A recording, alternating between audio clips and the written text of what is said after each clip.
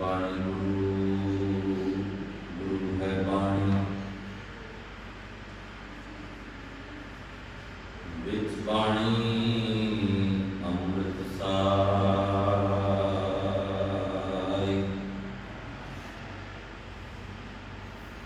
गुर बाणी कहे सेवक जन मानै, गुर बाणी कहे सेवक जन मानै,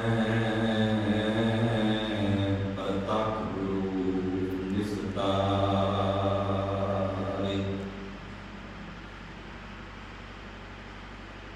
जे सौ चंदा उगवै, सूरज चढ़ै हजार, इते चानण होंदियां, इते चानण होंदियां, गुर बिना घोर अंधार,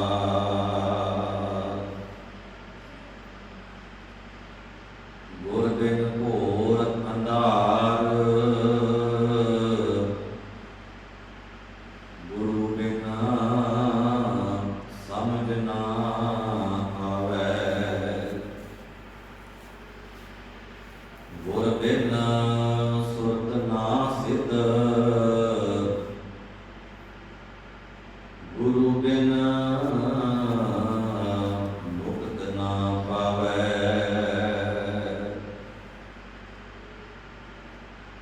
गुरु गुरु गुर कर मन मोर, गुरु बिना मैं नहीं होर।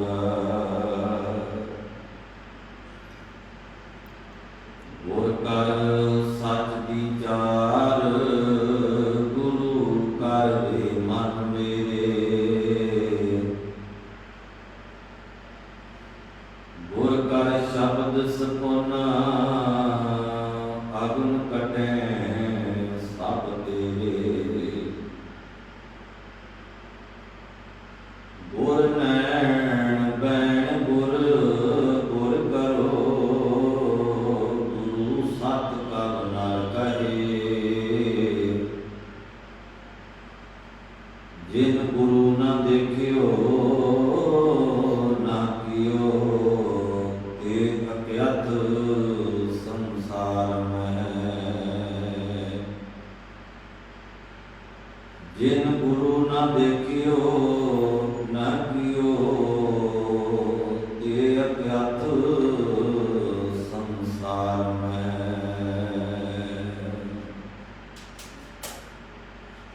परम सन्मानियो जुगो जुग हटा, तिन्हां दी पावन पवित्र हजूरी अंदर सज बैठे गुरु प्यारे, गुरु सवारे, सत्कारयोग सत संगी जनों, अकाल पुरख वाहिगुरू जी की अपार बख्शिश कृपा का सदका शामा वेले दे दीवान की हाजरी भर के रोजाना की तरह गुरमत विचार इतिहासिक विचारों श्रवण करने वास्ते गुरु दरबार में आप सज बैठे हो। और जितने भी माई भाईजान सतगुरु महाराज जी के हजूर सच पे बैठे हो, गुरमत विचारों की आरंभता करने तो पहला गुरुदेव कलगीधर दशमेश पिता महाराज वालों बख्शी हुई फतेह नूं साझा करने का यतन करिए। कोई भी रसना गुरु फतेह तो वाली ना रहे। इको वाले कहण के सरबत संगत गज के आखो जी वाहिगुरू जी का खालसा, वाहिगुरू जी की फतेह। पिछले समय तो सतगुरु गुरु नानक साहब महाराज जी का ਜੀਵਨ ਇਤਿਹਾਸ ਅਤੇ ਉਹਨਾਂ ਦੇ ਦੁਆਰਾ ਦਿੱਤੀਆਂ ਸਿੱਖਿਆਵਾਂ ਜੋ ਮਨੁੱਖਤਾ ਨੂੰ ਗੁਰੂ ਨਾਨਕ ਸਾਹਿਬ ਮਹਾਰਾਜ ਜੀ ਨੇ ਦੇਣ ਦਿੱਤੀ ਹੈ, ਜੋ ਗਰੀਬ ਨਵਾਜ ਪਾਤਸ਼ਾਹ ਮਹਾਰਾਜ ਜੀ ਨੇ ਸਾਡੀਆਂ ਝੋਲੀਆਂ ਬਖਸ਼ਿਸ਼ਾਂ ਦੇ ਨਾਲ ਭਰੀਆਂ ਨੇ। ਔਰ ਇਸ ਵਿਸ਼ੇ ਤੇ ਆਪਾਂ ਵਿਚਾਰ ਕਰਦੇ ਆ ਰਹੇ ਹਾਂ। ਪਿਛਲੇ ਦੀਵਾਨਾਂ ਵਿੱਚ ਬੜਾ ਵਿਸਤਾਰ ਸਾਹਿਬ ਜੀ ਨੇ ਸ਼ਰਵਣ ਕੀਤਾ ਹੈ। ਕੱਲ ਦੇ ਦੀਵਾਨ ਵਿੱਚ ਆਪਾਂ ਇੱਥੋਂ ਤੱਕ ਵਿਚਾਰ ਨੂੰ ਸਰਵਣ ਕੀਤਾ ਸੀ ਕਿ ਮਹਾਰਾਜ ਭੀਲਾਂ ਦੇ ਇਲਾਕੇ ਵਿੱਚੋਂ ਗੁਜ਼ਰ ਕੇ ਸਿੰਗਲਾਦੀਪ ਦੇ ਰਾਜੇ ਨੂੰ ਉਪਦੇਸ਼ ਕਰਕੇ ਮਹਾਰਾਜ ਗਰੀਬ ਨਵਾਜ ਸੱਚੇ ਪਾਤਸ਼ਾਹ ਅੱਗੇ ਬੰਬਈ ਪ੍ਰਾਂਤ ਵੱਲ ਨੂੰ ਵਧੇ, ਕਿਉਂਕਿ ਗੁਰੂ ਨਾਨਕ ਸਾਹਿਬ ਮਹਾਰਾਜ ਜੀ ਦਾ ਨਿਸ਼ਾਨਾ ਕਿਸੇ ਇੱਕ ਵਿਅਕਤੀ ਨੂੰ ਸਮਝਾਉਣਾ ਹੀ ਨਹੀਂ ਸੀ, ਸਗੋਂ ਜਿੱਥੇ ਜਿੱਥੇ ਵੀ ਗਰੀਬ ਨਵਾਜ ਪਾਤਸ਼ਾਹ ਮਹਾਰਾਜ ਜੀ ਨੂੰ ਤਰੁੱਟੀਆਂ, ਕਮੀਆਂ, ਕਮਜ਼ੋਰੀਆਂ ਮਨੁੱਖਤਾ ਦੇ ਵਿੱਚ ਨਜ਼ਰ ਆਈਆਂ, ਆਪ ਸਤਿਗੁਰੂ ਮਹਾਰਾਜ ਸਫ਼ਰ ਤੈਅ ਕਰਦੇ ਨੇ, ਪੈੜਾਂ ਤੈਅ ਕਰਦੇ ਨੇ, ਕਰਮਾਂ ਨਾਲ ਚੱਲਦੇ ਨੇ, ਪੈਰਾਂ ਨਾਲ ਚੱਲਦੇ ਨੇ। ਉਹਨਾਂ ਮਨੁੱਖਾਂ ਦੀ ਭਾਲ ਕਰਦੇ ਨੇ ਜਿਹੜੇ ਲੋਕ ਗੁਰਮਤਿ ਤੋਂ ਟੁੱਟ ਕੇ ਆਪ ਖੁਦ ਖੁਦਾ ਬਣ ਕੇ ਬੈਠੇ ਹੋਏ ਹਨ ਅਤੇ ਲੋਕਾਂ ਨੂੰ ਧਰਮ ਅੰਧੇਰੇ ਵਿੱਚ ਸੁੱਟ ਰਹੇ ਹਨ। ਚਾਹੇ ਉਹ ਕੋਈ ਮੂਰਤੀ ਪੂਜਾ ਵੱਲ ਲਾ ਰਿਹਾ ਸੀ, ਕੋਈ ਦੇਵ ਪੂਜਾ ਵੱਲ ਲਾ ਰਿਹਾ ਸੀ, ਕੋਈ ਵੈਦੀ ਤਾਕਤਾਂ ਦਾ ਡਰਾਵਾ ਦੇ ਕੇ ਲੋਕਾਂ ਨੂੰ ਲੁੱਟ ਰਿਹਾ ਸੀ, ਚਾਹੇ ਧਰਮ ਦੇ ਨਾਮ ਤੇ ਮਨੁੱਖਾਂ ਦੀ ਬਲੀ ਦੇ ਰਿਹਾ ਸੀ, ਪਸ਼ੂਆਂ ਦੀ ਬਲੀ ਦੇ ਰਿਹਾ ਸੀ। ਕਈ ਤਰ੍ਹਾਂ ਦੇ ਭਰਮ ਜਾਲ, ਇਦਾਂ ਦੇ ਭਰਮ ਪਖੰਡ ਜਿਹੜੇ ਉਹਨਾਂ ਸਮਿਆਂ ਦੇ ਵਿੱਚ ਜਿਹੜੇ ਪੈਦਾ ਹੋਏ, ਮਹਾਰਾਜ ਉਹਨਾਂ ਲੋਕਾਂ ਕੋਲ ਪਹੁੰਚੇ। ਅਕਸਰ ਹੀ ਜਿਹੜੇ ਲੋਕ ਇਦਾਂ ਦੀਆਂ ਗੱਲਾਂ ਕਰਨ, ਉਹਨਾਂ ਦੇ ਕੋਲ ਭੀੜਾਂ ਵੱਧ ਹੁੰਦੀਆਂ ਨੇ। ਭੀੜਾਂ ਦੇ ਵਿੱਚ ਸਿਆਣਿਆਂ ਦਾ ਕਥਨ ਹੈ ਕਿ ਭੀੜਾਂ ਦੇ ਵਿੱਚ ਸਿਆਣੇ ਨਹੀਂ ਹੁੰਦੇ ਤੇ ਸਿਆਣਿਆਂ ਦੀਆਂ ਕਦੇ ਭੀੜਾਂ ਨਹੀਂ ਹੁੰਦੀਆਂ। ਗੁਰੂ ਨਾਨਕ ਸਾਹਿਬ ਸੱਚੇ ਪਾਤਸ਼ਾਹ ਮਹਾਰਾਜ ਉਹਨਾਂ ਇਕੱਠਾਂ ਦੇ ਵਿੱਚ, ਉਹਨਾਂ ਭੀੜਾਂ ਦੇ ਵਿੱਚ ਜਾ ਕੇ ਸ਼ਾਮਲ ਹੁੰਦੇ, ਉੱਥੇ ਪਹੁੰਚਦੇ ਨੇ, ਪਰ ਉਹਨਾਂ ਭੀੜਾਂ ਵਰਗੇ ਬਣਨ ਵਾਸਤੇ ਨਹੀਂ, ਉਹਨਾਂ ਭੀੜਾਂ ਨੂੰ ਸੱਚ ਦਾ ਰਸਤਾ, ਗੁਰਮਤਿ ਦੀ ਸੋਝੀ, ਗੁਰਮਤਿ ਦਾ ਗਿਆਨ, ਜੀਵਨ ਦਾ ਸਹੀ ਮਾਰਗ, ਜੀਵਨ ਦਾ ਸਹੀ ਨਿਸ਼ਾਨਾ ਮਹਾਰਾਜ ਦੱਸਦੇ। ਮੈਂ ਅੱਜ ਕਰਨ ਲੱਗਾ ਸੀ ਗਰੀਬ ਨਵਾਜ ਪਾਤਸ਼ਾਹ ਮਹਾਰਾਜ ਸਿੰਗਲਾਦੀਪ ਦੇ ਰਾਜੇ ਨੂੰ ਅਤੇ ਜਿਹੜੇ 18 ਰਜਵਾੜੇ ਹਨ ਉਹਨਾਂ ਸਾਰਿਆਂ ਨੂੰ ਇੱਕ ਥਾਂ ਤੇ ਬਿਠਾ ਕੇ ਉਹਨਾਂ ਦੀ ਸੁਲ੍ਹਾ ਕਰਵਾਈ ਤੇ ਉਹਨਾਂ ਦਾ ਜਿਹੜਾ ਸਰਮੌਰ ਤੇ ਸਰਦਾਰ ਜਿਹੜਾ ਸੀ ਉਹ ਸਥਾਪਿਤ ਕੀਤਾ ਗਿਆ ਰਾਜਾ ਸ਼ਿਵਨਾਥ। ਰਾਜਾ ਸ਼ਿਵਨਾਥ ਉਹਨਾਂ ਦਾ ਸਰਮੌਰ। ਬਾਕੀ ਜਿਹੜੇ ਰਜਵਾੜੇ ਆਪਸ ਵਿੱਚ ਖਾਨਾ ਜੰਗੀ ਛੇੜ ਕੇ ਬੈਠੇ ਸਨ, ਆਪਸ ਵਿੱਚ ਝਗੜਾ, ਆਪਸ ਵਿੱਚ ਲੜਾਈਆਂ ਛੇੜ ਕੇ ਬੈਠੇ ਸੀ। ਮਹਾਰਾਜ ਗੁਰੂ ਗਰੀਬ ਨਵਾਜ ਜੀ ਉਹਨਾਂ ਨੂੰ ਸੱਚ ਦਾ ਉਪਦੇਸ਼ ਦਿੱਤਾ। ਸਤਿਗੁਰੂ ਮਹਾਰਾਜ ਮੁੰਬਈ ਤੋਂ ਵਾਪਸ ਮੁੜਦੇ ਨੇ, ਕਰਤਾਰਪੁਰ ਵੱਲ ਨੂੰ ਰੁਖ ਕੀਤਾ ਹੈ। ਰਸਤਿਆਂ ਦੇ ਵਿੱਚ ਰੁਕਦੇ ਹੋਏ ਮਹਾਰਾਜ ਸੱਚਾ ਪਾਤਸ਼ਾਹ, ਜਿਵੇਂ ਦਿੱਲੀ ਦੇ ਵਿੱਚ ਇੱਕ ਬੜਾ ਗੁਰੂ ਸਾਹਿਬ ਜੀ ਦੀ ਯਾਦ ਦੇ ਵਿੱਚ ਗੁਰਦੁਆਰਾ ਸਾਹਿਬ ਬਣਿਆ, ਅਸੀਂ ਕਈ ਵਾਰੀ ਉਹਨਾਂ ਜਗ੍ਹਾ ਨੂੰ ਨਾਮ ਦੇ ਤੌਰ ਤੇ ਯਾਦ ਜ਼ਰੂਰ ਕਰਦੇ ਹਾਂ, ਪਰ ਉਹਦੇ ਪਿੱਛੇ ਜਿਹੜਾ ਇਤਿਹਾਸ ਹੈ ਉਹਨੂੰ ਕਈ ਵਾਰੀ ਅਸੀਂ ਸਮਝਣ ਦਾ ਯਤਨ ਨਹੀਂ ਕਰਦੇ। ਦਿੱਲੀ ਦੇ ਵਿੱਚ ਮਜਨੂੰ ਦਾ ਡੇਰਾ ਜਿੱਥੇ ਗੁਰਦੁਆਰਾ ਬਣਿਆ, ਗੁਰੂ ਨਾਨਕ ਸਾਹਿਬ ਮਹਾਰਾਜ ਨੇ ਉੱਥੇ ਮਜਨੂੰ ਨੂੰ ਉਪਦੇਸ਼ ਦਿੱਤਾ ਹੈ। ਬੜੇ ਸੁੰਦਰ ਤਰੀਕੇ ਨਾਲ ਗੁਰੂ ਗਰੀਬ ਨਵਾਜ ਪਾਤਸ਼ਾਹ ਜੀ ਨੇ ਚੜ੍ਹਦੀ ਕਲਾ ਵਾਲੇ ਬਚਨਾਂ ਦੇ ਨਾਲ ਗੁਰਮਤਿ ਦਾ ਗਿਆਨ ਬਖਸ਼ਿਆ। ਜੇ ਆਪਾਂ ਗੱਲ ਕਰੀਏ ਗੁਰੂ ਸਤਿਗੁਰੂ ਪਾਤਸ਼ਾਹ ਮਹਾਰਾਜ ਜੀ ਦੀ, ਬੰਬਈ ਪ੍ਰਾਂਤ ਤੋਂ ਵਾਪਸ ਮੁੜਦਿਆਂ ਗੁਜਰਾਤ ਦੇ ਇਲਾਕੇ ਵਿੱਚ ਦੀ ਗੁਜ਼ਰਦੇ ਹੋਏ, ਬੜੌਦੇ ਦੇ ਏਰੀਏ ਵਿੱਚ ਦੀ ਗੁਜ਼ਰਦੇ ਹੋਏ ਮਹਾਰਾਜ ਜਿੱਥੇ ਜਿੱਥੇ ਵੀ ਕੋਈ ਮੂਰਤੀ ਪੂਜਾ ਕਰਦਾ ਹੈ, ਜਿਵੇਂ ਵਾਮ ਮਾਰਗੀਆਂ ਦਾ ਇੱਕ ਫਿਰਕਾ ਸੀ ਜਿਹੜਾ ਨਸ਼ਾ ਪੀਣਾ ਤੇ ਵਿਸ਼ੇ ਵਿਕਾਰ ਭੋਗਣੇ, ਉਹ ਇਸੇ ਨੂੰ ਹੀ ਰੱਬ ਦੀ ਪ੍ਰਾਪਤੀ ਮੰਨਦੇ ਸੀ। ਉਹ ਇਸੇ ਨੂੰ ਹੀ ਇਹੋ ਮੰਨਦੇ ਸੀ ਕਿ ਇਹ ਖੁਦਾ ਦਾ ਹੁਕਮ ਹੈ, ਰੱਬ ਦਾ ਹੁਕਮ ਹੈ, ਭਗਵਾਨ ਦੀ ਇਹ ਆਗਿਆ ਮੰਨਦੇ ਸੀ। ਮਹਾਰਾਜ ਨੇ ਉਹਨਾਂ ਨੂੰ ਨਸ਼ੇ ਤਿਆਗ ਕੇ ਤੇ ਇੱਕ ਰੱਬ ਦੀ ਬੰਦਗੀ ਵੱਲ ਪ੍ਰੇਰਿਤ ਕੀਤਾ। ਇੱਥੇ ਬਸ ਨਹੀਂ, सतगुरु सच्चा पातशाह महाराज उस जगह पे भी गए जिस जगह का जिक्र होता सोमनाथ का मंदिर, जिन्हों मैं बोध गजनी ने लुटिया। उस सोमनाथ के मंदिर के विचों एक 7 फुट की मूर्ति जी सोने की भन के 4 टोटे रखे गए, ਉਹਦੇ ਟੋਟੇ ਕਰਕੇ ਤੇ ਉਹ ਕਾਬੇ ਦੇ ਵਿੱਚ ਭੇਜ ਦਿੱਤੇ, 2 ਗਜਨੀ ਭੇਜ ਦਿੱਤੇ। ਉਹਨੇ ਆਪਣੇ ਤਰੀਕੇ ਨਾਲ ਮੰਦਰਾਂ ਦੀ ਧਾਰਮਿਕ ਸਥਾਨਾਂ ਦੀ ਲੁੱਟ ਕੀਤੀ। ਮੈਂ ਪਹਿਲਾਂ ਵੀ ਬਹੁਤ ਵਾਰੀ ਬੇਨਤੀ ਕਰ ਚੁੱਕਾ, ਭਾਰਤ ਦੇ ਵਿੱਚ ਬਹੁਤ ਸਾਰੇ ਬਾਹਰੋਂ ਧਾੜਵੀ ਆਉਂਦੇ ਰਹੇ, ਸਮੇਂ ਸਮੇਂ ਨਾਲ ਉਹਨਾਂ ਨੇ ਲੁੱਟ ਮਚਾਈ, ਸਮੇਂ ਸਮੇਂ ਨਾਲ ਇਸ ਦੇਸ਼ ਦਾ ਸਰਮਾਇਆ ਲੁੱਟਿਆ। ਨਾਦਰ ਸ਼ਾਹ ਵਰਗੇ ਭੇਡਾਂ ਬੱਕਰੀਆਂ ਚਾਰਨ ਵਾਲੇ ਵੀ ਇਸ ਦੇਸ਼ ਨੂੰ ਲੁੱਟ ਕੇ ਲੈ ਜਾਂਦੇ ਨੇ।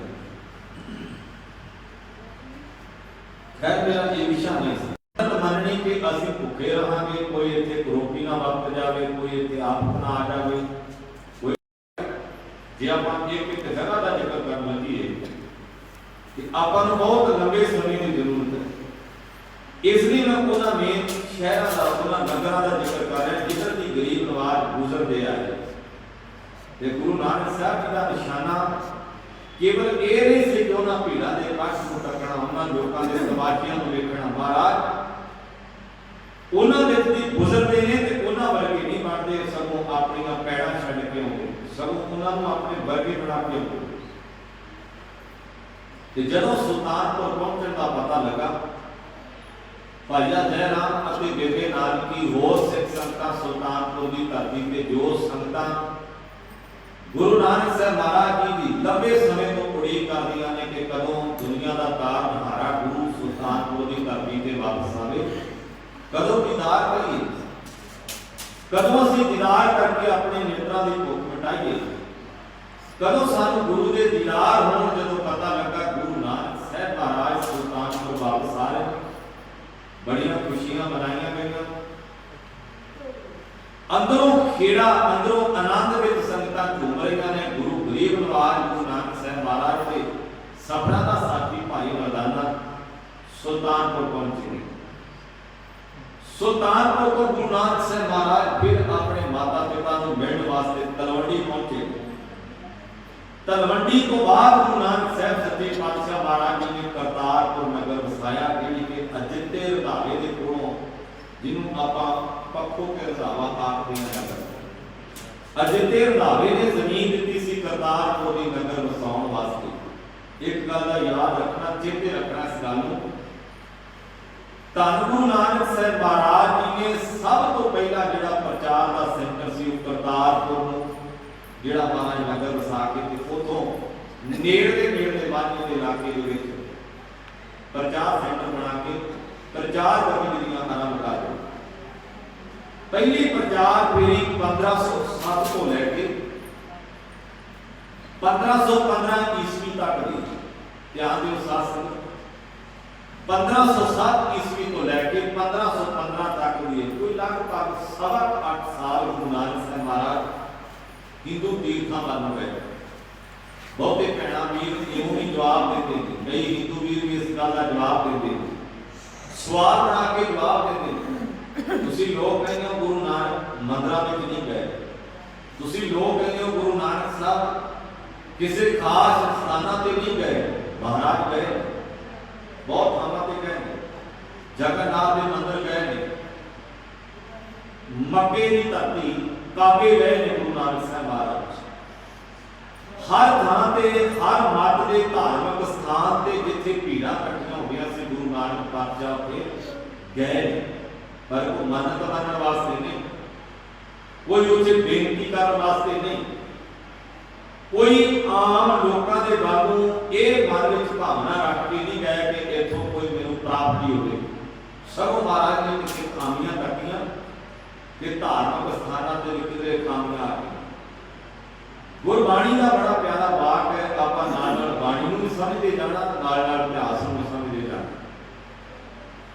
ਸਤਿਗੁਰੂ ਗੁਰੂ ਨਾਨਕ ਸਾਹਿਬ ਮਹਾਰਾਜ ਜੀ ਦਾ ਜਦੋਂ ਪ੍ਰਕਾਸ਼ ਹੁੰਦਾ ਤੇ ਉਸ ਵਕਤ ਦੇ ਧਾਰਮਿਕ ਆਗੂ 3 ਆਗੂ ਮੰਨੇ ਜਾਂਦੇ ਸੀ, ਇੱਕ ਕਾਜ਼ੀ, ਇੱਕ ਜੋਗੀ ਤੇ ਇੱਕ ਬ੍ਰਾਹਮਣ, ਜਿਹਨੂੰ ਆਪਾਂ ਪੰਡਤ ਕਹਿੰਦੇ। ਪੰਡਤ ਵਿਦਵਾਨ ਨੂੰ ਆਖਿਆ ਜਾਂਦਾ, ਸੋਝੀ ਵਾਲੇ ਨੂੰ ਆਖਿਆ ਜਾਂਦਾ। ਇਹ ਤਿੰਨ ਫਿਰਕੇ ਸਨ, ਜੋਗੀਆਂ ਦਾ, ਕਾਜ਼ੀਆਂ ਦਾ ਅਤੇ ਬ੍ਰਾਹਮਣਾਂ ਦਾ, ਪੰਡਤਾਂ ਦਾ। ਔਰ ਪੰਡਤ ਵੀ ਧਰਮ ਦਾ ਉਪਦੇਸ਼ ਦਿੰਦਾ ਸੀ, ਮੌਲਵੀ ਵੀ ਧਰਮ ਦਾ ਉਪਦੇਸ਼ ਦਿੰਦਾ ਸੀ। ਤੇ ਜੇ ਆਪਾਂ ਗੱਲ ਕਰੀਏ ਜੋਗੀਆਂ ਦੀ, ਜੋਗੀਆਂ ਨੇ ਘਰ-ਬਾਰ ਤਿਆਗਿਆ, ਪਰਿਵਾਰ ਤਿਆਗਿਆ, ਉਹ ਰੱਬ ਦੀ ਪ੍ਰਾਪਤੀ ਵਾਸਤੇ ਪਹਾੜਾਂ ਦੀਆਂ ਕੀਸੀਆਂ ਵੱਲ ਚੜ੍ਹ ਗਏ। ਔਰ ਇਹਨਾਂ ਤਿੰਨਾਂ ਤੇ ਲੋਕਾਂ ਦੀਆਂ ਸਮਾਜ ਦੀਆਂ ਨਜ਼ਰਾਂ ਟਿਕੀਆਂ ਸੀ ਵੀ ਇਹ ਧਾਰਮਿਕ ਆਗੂ ਨੇ। ਤੇ ਜਦੋਂ ਧਾਰਮਿਕ ਆਗੂ ਆਪਣੇ ਫਰਜ਼ ਤਿਆਗ ਦੇਣ,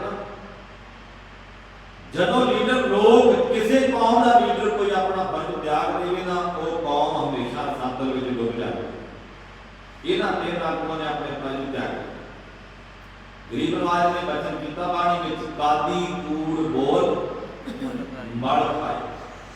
ਕਾਦੀ ਕਹਿੰਦੇ ਨੇ ਕਾਜ਼ੀ, ਜਿਹੜਾ ਕਿ ਇਸਲਾਮ ਦਾ ਧਾਰਮਿਕ ਆਗੂ ਹੈ। ਕਾਦੀ ਕੂੜ ਬੋਲ ਮਲ ਖਾਏ, ਕਾਜ਼ੀ ਝੂਠ ਬੋਲ ਕੇ ਮੈਲ ਗੰਦਗੀ ਖਾ ਰਿਹਾ ਸੀ, ਝੂਠ ਦੀ ਗੰਦਗੀ ਖਾ ਰਿਹਾ ਸੀ। ਅਜੇ ਕਿ ਕਾਜ਼ੀ ਨੇ ਸ਼ਰਅ ਦੇ ਮੁਤਾਬਕ ਫੈਸਲੇ ਕਰਨੇ। ਕਾਜ਼ੀ ਨੇ ਸ਼ਰਅ ਦੇ ਮੁਤਾਬਕ ਸੱਚੇ ਨੂੰ ਸੱਚਾ ਤੇ ਝੂਠੇ ਨੂੰ ਝੂਠਾ ਕਹਿਣਾ। ਪਰ ਕਾਜ਼ੀ ਚਾਹਦਾ ਕੀ ਹੈ? ਕਾਜ਼ੀ ਹੋਏ ਰਿਸ਼ਵਤੀ ਵੱਡੀ ਲੈ ਕੇ ਹੱਕ ਬੋਲ। ਹੱਕ ਦਾ ਅਰਥ ਹੁੰਦਾ ਇਮਾਨ ਪਾ ਲੈਣਾ, ਹੱਕ ਦਾ ਅਰਥ ਹੁੰਦਾ ਜ਼ਮੀਨ ਨੂੰ, ਜ਼ਮੀਰ ਨੂੰ ਖਤਮ ਕਰਨਾ, ਆਪਣਾ ਈਮਾਨ ਹੀ ਕਿਸੇ ਢੱਕੇ ਖੂਹ ਵਿੱਚ ਸੁੱਟ ਦੇਣਾ। ਆਪਣੇ ਈਮਾਨ ਨੂੰ, ਜਿਹੜਾ ਆਪਣਾ ਈਮਾਨ ਹੈ, ਉਹਨੂੰ ਨੇਸ ਤੋਂ ਨਾਬੂਦ ਕਰ ਦੇਣਾ। ਇਹਨੂੰ ਕਹਿੰਦੇ ਹੱਕ ਦੁਆਰਾ, ਇਹਨੂੰ ਕਹਿੰਦੇ ਸਭ ਕੁਝ ਦੁਆਰਾ। ਦੁਨੀਆ ਦੇ ਵਿੱਚ ਇਹੋ ਨਹੀਂ ਆਖਿਆ ਜਾਂਦਾ ਕਿ ਕਿਸੇ ਦੀ ਜ਼ਮੀਨ ਚਲੀ ਜਾਵੇ, ਕਿਸੇ ਦਾ ਧਨ ਚਲਿਆ ਜਾਵੇ ਤੇ ਲੋਕ ਕਹਿੰਦੇ ਕਿ ਇਹਦਾ ਸਭ ਕੁਝ ਚਲਾ ਗਿਆ। ਸਭ ਕੁਝ ਨਹੀਂ ਗਿਆ, ਜ਼ਮੀਨ ਚਲੇ ਗਈ, ਧਨ ਚਲਾ ਗਿਆ। ਜੇ ਉਹਦੇ ਕੋਲ ਈਮਾਨ ਬਚਿਆ ਨਾ ਤੇ ਕੁਝ ਵੀ ਨਹੀਂ ਗਿਆ ਉਹਦੇ ਕੋਲ। ਗੁਰੂ ਗੋਬਿੰਦ ਸਿੰਘ ਮਹਾਰਾਜ ਨੂੰ ਕਿਸੇ ਨੇ ਸਵਾਲ ਕੀਤਾ, ਆਖਣ ਲੱਗੇ, ਮਹਾਰਾਜ ਤੁਹਾਡੇ ਤੋਂ ਆਨੰਦਪੁਰ ਦੇ ਕਿਲੇ ਵੀ ਜਾਂਦੇ ਹੈ, ਤੁਹਾਡੇ 4 ਬੱਚੇ ਵੀ ਸ਼ਹੀਦ ਹੋ ਗਏ, ਤੁਹਾਡਾ ਮਾਂ-ਬਾਪ ਸ਼ਹੀਦ ਹੋ ਗਿਆ, ਮਹਾਰਾਜ ਤੁਹਾਡੇ ਸਿੱਖ ਸ਼ਹੀਦ ਹੋ ਗਏ, ਤੁਹਾਡੇ ਕੋਲ ਤੇ ਰਿਹਾ ਵੀ ਕੁਝ ਨਹੀਂ। ਮਹਾਰਾਜ ਕਹਿੰਦੇ ਜਿਹੜੀ ਚੀਜ਼ ਮੇਰੇ ਕੋਲੇ ਸ਼ਾਇਦ ਹੀ ਉਹ ਤੇਰੇ ਕੋਲੇ ਪੀੜ੍ਹੀਆਂ ਦੇ ਵਿੱਚ ਵੀ ਕਿਧਰੇ ਨਾ ਆਈ। ਕਿੰਨਾ ਪਿਆਰਾ ਜਵਾਬ ਹੈ। ਜਿਨ੍ਹਾਂ ਦੇ ਕੋਲ ਈਮਾਨ ਜਿਉਂਦਾ ਹੈ ਨਾ, ਉਹਨਾਂ ਨੂੰ ਦੁਨਿਆਵੀ ਧਨ ਪਦਾਰਥ ਦੇ ਨਾਲ ਲਗਾ ਨਹੀਂ ਹੁੰਦਾ। ਰਿਸ਼ਵਤ ਲੈਣ ਵਾਲਾ ਸਮਾਜ ਦਾ ਦਸਤੂਰ ਹੈ। ਰਿਸ਼ਵਤ ਲੈਣ ਵਾਲਾ ਵੀ ਗੁਨਾਹਗਾਰ ਹੁੰਦਾ ਤੇ ਰਿਸ਼ਵਤ ਦੇਣ ਵਾਲਾ ਵੀ ਗੁਨਾਹਗਾਰ ਹੁੰਦਾ।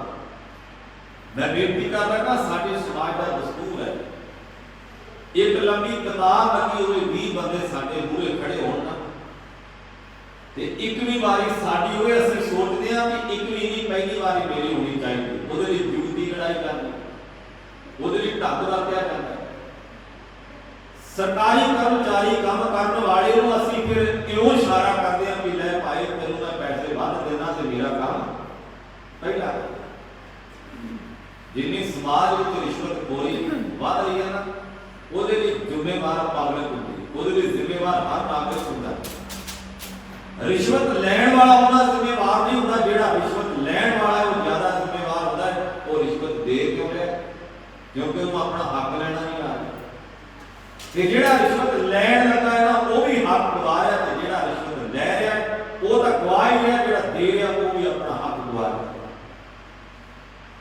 ਮਹਾਰਾਜ ਸਤਿਗੁਰੂ ਸੱਚਾ ਪਾਤਸ਼ਾਹ ਜੀ ਨੇ ਤਿੰਨਾਂ ਦਾ ਜ਼ਿਕਰ ਕੀਤਾ। ਕਹਿੰਦੇ ਕਾਦੀ ਕੂੜ ਬੋਲ ਮਲ ਖਾਏ, ਮੈਲ ਖਾਦਾ ਝੂਠ ਬੋਲ। ਕਾਜ਼ੀ ਆਪਣੀ ਜ਼ੁਬਾਨ ਦੇ ਨਾਲ ਝੂਠ ਬੋਲ ਕੇ ਮੈਲ ਖਾ ਰਿਹਾ, ਝੂਠ ਦੀ ਮੈਲ ਖਾ ਰਿਹਾ, ਗੰਦਗੀ ਖਾ ਰਿਹਾ। ਤੇ ਭਾਈ ਗੁਰਦਾਸ ਜੀ ਨੇ ਤਾਂ ਇਹਦੀ ਬੜੀ ਪਿਆਰੀ ਵਿਆਖਿਆ ਕਰ ਦਿੱਤੀ। ਕਿਵੇਂ ਗੰਦਗੀ ਖਾਦਾ? ਕਹਿੰਦੇ ਕਾਜ਼ੀ ਹੋਏ ਰਿਸ਼ਵਤੀ, ਵੱਡੀ ਲੈ ਕੇ ਹੱਕ ਗਵਾਏ। ਵੱਡੀ ਕਹਿੰਦੇ ਨੇ ਰਿਸ਼ਵਤ ਲੈਣ, ਵੱਡੀ ਲੈਂਦਾ।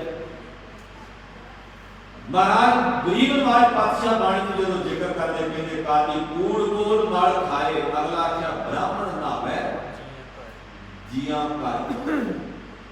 ਜੀਵਾਂ ਦੇ ਖੂਨ ਵਿੱਚ ਬ੍ਰਾਹਮਣ ਤਾਲੀਆਂ ਲਾਉਂਦਾ। ਕਿਵੇਂ ਤਾਲੀਆਂ ਲਾਉਂਦਾ ਸੀ? ਪਹਿਲਾਂ ਬੇਨਤੀਆਂ ਕਰ ਦਿੱਤੀਆਂ। ਕਿਸੇ ਨੂੰ ਕਹਿ ਦੇਣਾ ਕਿ ਸਾਰਾ ਕੁਝ ਦਾਨ ਕਰਦੇ, ਆਪਣਾ ਆਪ ਆਰੇ ਤੇ ਚਲਾ ਕਰ, ਤੂੰ ਆਪਣੇ ਆਪ ਨੂੰ ਖਤਮ ਕਰ ਲੈ, ਤੈਨੂੰ ਮੁਕਤੀ ਮਿਲ ਜਾਊਗੀ।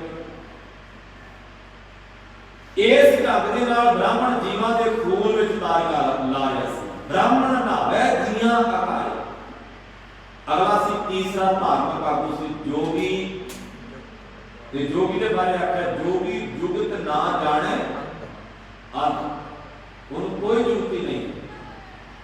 ਜੋਗੀ ਅਖਵਾਉਂਦਾ ਪਰ ਜੋਗ ਦੀ ਜੁਗਤੀ ਨਹੀਂ। ਜੋਗੀ ਦਾ ਅਖਵਾਉਂਦਾ ਹੈ ਪਰ ਜੀਵਨ ਦੀ ਜੁਗਤ ਕੋਈ ਨਹੀਂ ਹੈ, ਜੀਵਨ ਦਾ ਤਰੀਕਾ ਕੋਈ ਨਹੀਂ ਹੈ। ਮਹਾਰਾਜ ਕਹਿੰਦੇ ਜੋਗੀ ਜੁਗਤ ਨਾ ਜਾਣੇ ਅੰਧ। ਅੰਧਾ ਹੀ ਤੁਰਿਆ ਫਿਰਦਾ, ਹਨੇਰੇ ਚ ਤੁਰਿਆ ਫਿਰਦਾ। ਤੇ ਸਤਿਗੁਰੂ ਜੀ ਨੇ ਫੈਸਲਾ ਪਤਾ ਕੀ ਕੀਤਾ? ਕਹਿੰਦੇ ਤੀਨੇ ਉਜਾੜੇ ਕਾ ਬਾਤ। ਇਹ ਤਿੰਨੇ ਹੀ ਉਜਾੜਾ ਕਰ ਰਹੇ ਸੀ, ਪਬਲਿਕ ਦਾ ਤਿੰਨੇ ਉਜਾੜਾ ਕਰ ਰਹੇ ਸੀ। ਐਸੇ ਸਮੇਂ ਵਿੱਚ ਦੀਨ ਦਇਆਲ ਗੁਰੂ ਨਾਨਕ ਸਾਹਿਬ ਸੱਚੇ ਪਾਤਸ਼ਾਹ ਮਹਾਰਾਜ ਲੁਕਾਈ ਦੇ ਦਰਦ ਨੂੰ ਆਪਣੇ ਹਿਰਦੇ ਵਿੱਚ ਸਮੋ ਕੇ ਆਪਣੇ ਘਰ ਤੋਂ ਤੁਰੇ। ਅੱਜ ਕੀ ਸੀ ਨਾ 1507 ਤੋਂ 1515 ਤੱਕ ਪਹਿਲੀ ਪ੍ਰਚਾਰ ਕੀਤੀ ਹੈ। ਮਹਾਰਾਜ ਕਰਤਾਰਪੁਰ ਨਗਰ ਵਸਾਉਂਦੇ ਨੇ। ਪ੍ਰਚਾਰ ਪੀਰੀ ਤੋਂ ਵਾਪਸ ਆ ਕੇ ਮਾਂ ਬਾਪ ਨੂੰ ਮਿਲੇ ਨੇ। ਮਾਂ ਬਾਪ ਬੁੱਢੇ ਬਾਰੇ ਬੁਢਾਪੇ ਦੇ ਵਿੱਚ ਜਦੋਂ ਮਾਂ ਬਾਪ ਹੋਵੇ ਨਾ, ਤੇ ਜਦੋਂ ਜਵਾਨ ਪੁੱਤ ਘਰ ਦੀਆਂ ਦਹਲੀਜ਼ਾਂ ਤੇ ਵਾਪਸ ਆ ਕੇ ਪੈਰ ਰੱਖਦਾ ਨਾ, ਉਦੋਂ ਮਾਂ ਬਾਪ ਨੂੰ ਬਿਗੋਰੀ ਦੀ ਲੋੜ ਨਹੀਂ ਰਹੀ, ਉਦੋਂ ਸਪੋਟੇ ਦੀ ਲੋੜ ਨਹੀਂ ਰਹਿੰਦੀ। ਉਦੋਂ ਪੈਰਾਂ ਤੇ ਉੱਠ ਕੇ ਖੜਾ ਹੋ ਜਾਂਦਾ ਹੈ। ਆਪਣੇ ਬੱਚੇ ਦੀ ਆਮਦ ਹੋਈ ਹੈ, ਬੱਚਾ ਘਰ ਆਇਆ। ਇਹ ਸਾਡੇ ਸਮਾਜ ਦੀ ਇਦਾਂ ਦੀ ਸੋਚਣੀ ਨਹੀਂ ਹੈ ਔਰ ਇਦਾਂ ਦਾ ਹੁੰਦਾ ਵੀ। ਗੁਰੂ ਨਾਨਕ ਸਾਹਿਬ ਮਹਾਰਾਜ ਜਦੋਂ ਤਲਵੰਡੀ ਵਾਪਸ ਆਏ ਤੇ ਮਹਿਤਾ ਕਲਿਆਣ ਵਾਸਤੇ ਮਾਤਾ ਤ੍ਰਿਪਤਾ ਜੀ ਗਦ ਹੋ ਉੱਠੇ। ਤਲਵੰਡੀ ਤੋਂ ਬਾਅਦ ਮਹਾਰਾਜ ਨੇ ਕਰਤਾਰਪੁਰ ਨਗਰ ਵਸਾਇਆ। ਨਗਰ ਵਸਾਏ ਨੇ ਗੁਰੂ ਸਾਹਿਬ, ਗੁਰੂ ਅਰਜਨ ਸਾਹਿਬ ਜੀ ਨੇ ਨਗਰ ਵਸਾਇਆ, ਗੁਰੂ ਨਾਨਕ ਸਾਹਿਬ ਜੀ ਨੇ ਨਗਰ ਵਸਾਇਆ, ਗੁਰੂ ਰਾਮਦਾਸ ਪਿਤਾ ਮਹਾਰਾਜ ਜੀ ਨੇ ਚੱਕ ਰਾਮਦਾਸ ਤੋਂ ਨਗਰ ਵਸਾਇਆ, ਗੁਰੂ ਤੇਗ ਬਹਾਦਰ ਸਾਹਿਬ ਮਹਾਰਾਜ ਜੀ ਨੇ ਚੱਕ ਨਾਨਕੀ ਮਾਖੋਵਾਲ ਦੀ ਜ਼ਮੀਨ ਲੈ ਕੇ, ਜਿਹਨੂੰ ਅੱਜ ਕੱਲ੍ਹ ਅਸੀਂ ਅਨੰਦਪੁਰ ਸਾਹਿਬ ਆਖਦੇ ਨਗਰ ਵਸਾਇਆ। ਬੜੇ ਬੜੇ ਨਗਰਾਂ ਦਾ ਵਿਕਾਸ ਕੀਤਾ। ਉਹਨਾਂ ਨਗਰਾਂ ਦੇ ਵਿੱਚ ਵੱਖ-ਵੱਖ ਕਿੱਤਿਆਂ ਨਾਲ ਸੰਬੰਧ ਰੱਖਣ ਵਾਲੇ ਲੋਕਾਂ ਦੀ ਆਮਦ ਹੋਈ, ਵਪਾਰ ਵਿੱਚ ਵਾਧਾ ਹੋਣ ਲੱਗਾ ਤੇ ਇਸ ਤਰੀਕੇ ਦੇ ਨਾਲ ਲੋਕਾਂ ਦਾ ਰੁਜ਼ਗਾਰ ਜਿਹੜਾ ਸੀ ਚੱਲਣ ਲੱਗਾ ਤੇ ਕਿਰਤ ਦੇ ਸਾਧਨ ਜੁੜਨ ਲੱਗੇ। ਇਹ ਗੁਰੂ ਸਾਹਿਬ ਨੇ ਬੜੇ ਵੱਡੇ ਉਪਰਾਲੇ ਕੀਤੇ। ਅੱਜ ਦੇ ਸਾਧਵਾਰ ਵਾਂਗੂ ਇੱਕ ਥਾਂ ਤੇ ਬਹਿ ਕੇ ਮਾਲਾ ਨਹੀਂ ਕਮਾਈਆਂ ਕਰ ਲੈਂਦੇ। ਗੁਰੂ ਨਾਨਕ ਦੇ ਘਰ ਨੇ ਜਿੱਥੇ ਲੋਕਾਂ ਦਾ ਧਾਰਮਿਕ ਤੌਰ ਤੇ ਰੁਚੀ ਪੈਦਾ ਕੀਤੀ ਹੈ, ਜਿੱਥੇ ਸਮਾਜਿਕ ਢਾਂਚੇ ਨੂੰ ਬਦਲਣ ਦਾ ਯਤਨ ਕੀਤਾ ਹੈ, ਉੱਥੇ ਨਾਲ ਨਾਲ ਕਿਰਤ ਦੇ ਸਾਧਨ ਵੀ ਗੁਰੂ ਸਾਹਿਬ ਨੇ ਪੈਦਾ ਕਰਕੇ ਦਿੱਤੇ। ਜ਼ਿੰਦਗੀ ਜਿਉਣੀ ਤਾਂ ਦੱਸੀ ਹੈ, ਪਰ ਜ਼ਿੰਦਗੀ ਜਿਉਂਦਿਆਂ ਜਿਉਂਦਿਆਂ ਇਸ ਸਰੀਰ ਨੂੰ ਪਾਲਣ ਵਾਸਤੇ ਤੂੰ ਕਿਵੇਂ ਕਿਰਤ ਕਰਨੀ ਹੈ, ਕਿਵੇਂ ਆਪਣੀ ਰੋਜੀ ਰੋਟੀ ਤਿਆਰ ਕਰਨੀ ਹੈ, ਉਹਦੇ ਸਾਧਨ ਤੇ ਉਹਦੇ ਤਰੀਕੇ ਵੀ ਗੁਰੂ ਸਾਹਿਬ ਨੇ ਦੱਸੇ। ਜਦੋਂ ਕਰਤਾਰਪੁਰ ਨਗਰ ਵਸਾਇਆ, ਰੌਣਕਾਂ ਲੱਗਣ ਲੱਗੀਆਂ। ਇਸੇ ਕਰਤਾਰਪੁਰ ਦੀ ਧਰਤੀ ਤੇ ਭਾਈ ਲਹਿਣਾ ਗੁਰੂ ਚਰਨਾਂ ਵਿੱਚ ਆਏ ਸੀ। ਇਹ ਕਰਤਾਰਪੁਰ ਕਰਤਾ ਬਸੈ ਸੰਤਨ ਕੇ ਪਾਸ ਗੁਰਬਾਣੀ ਦੀ ਇੱਕ ਪੰਕਤੀ ਹੈ।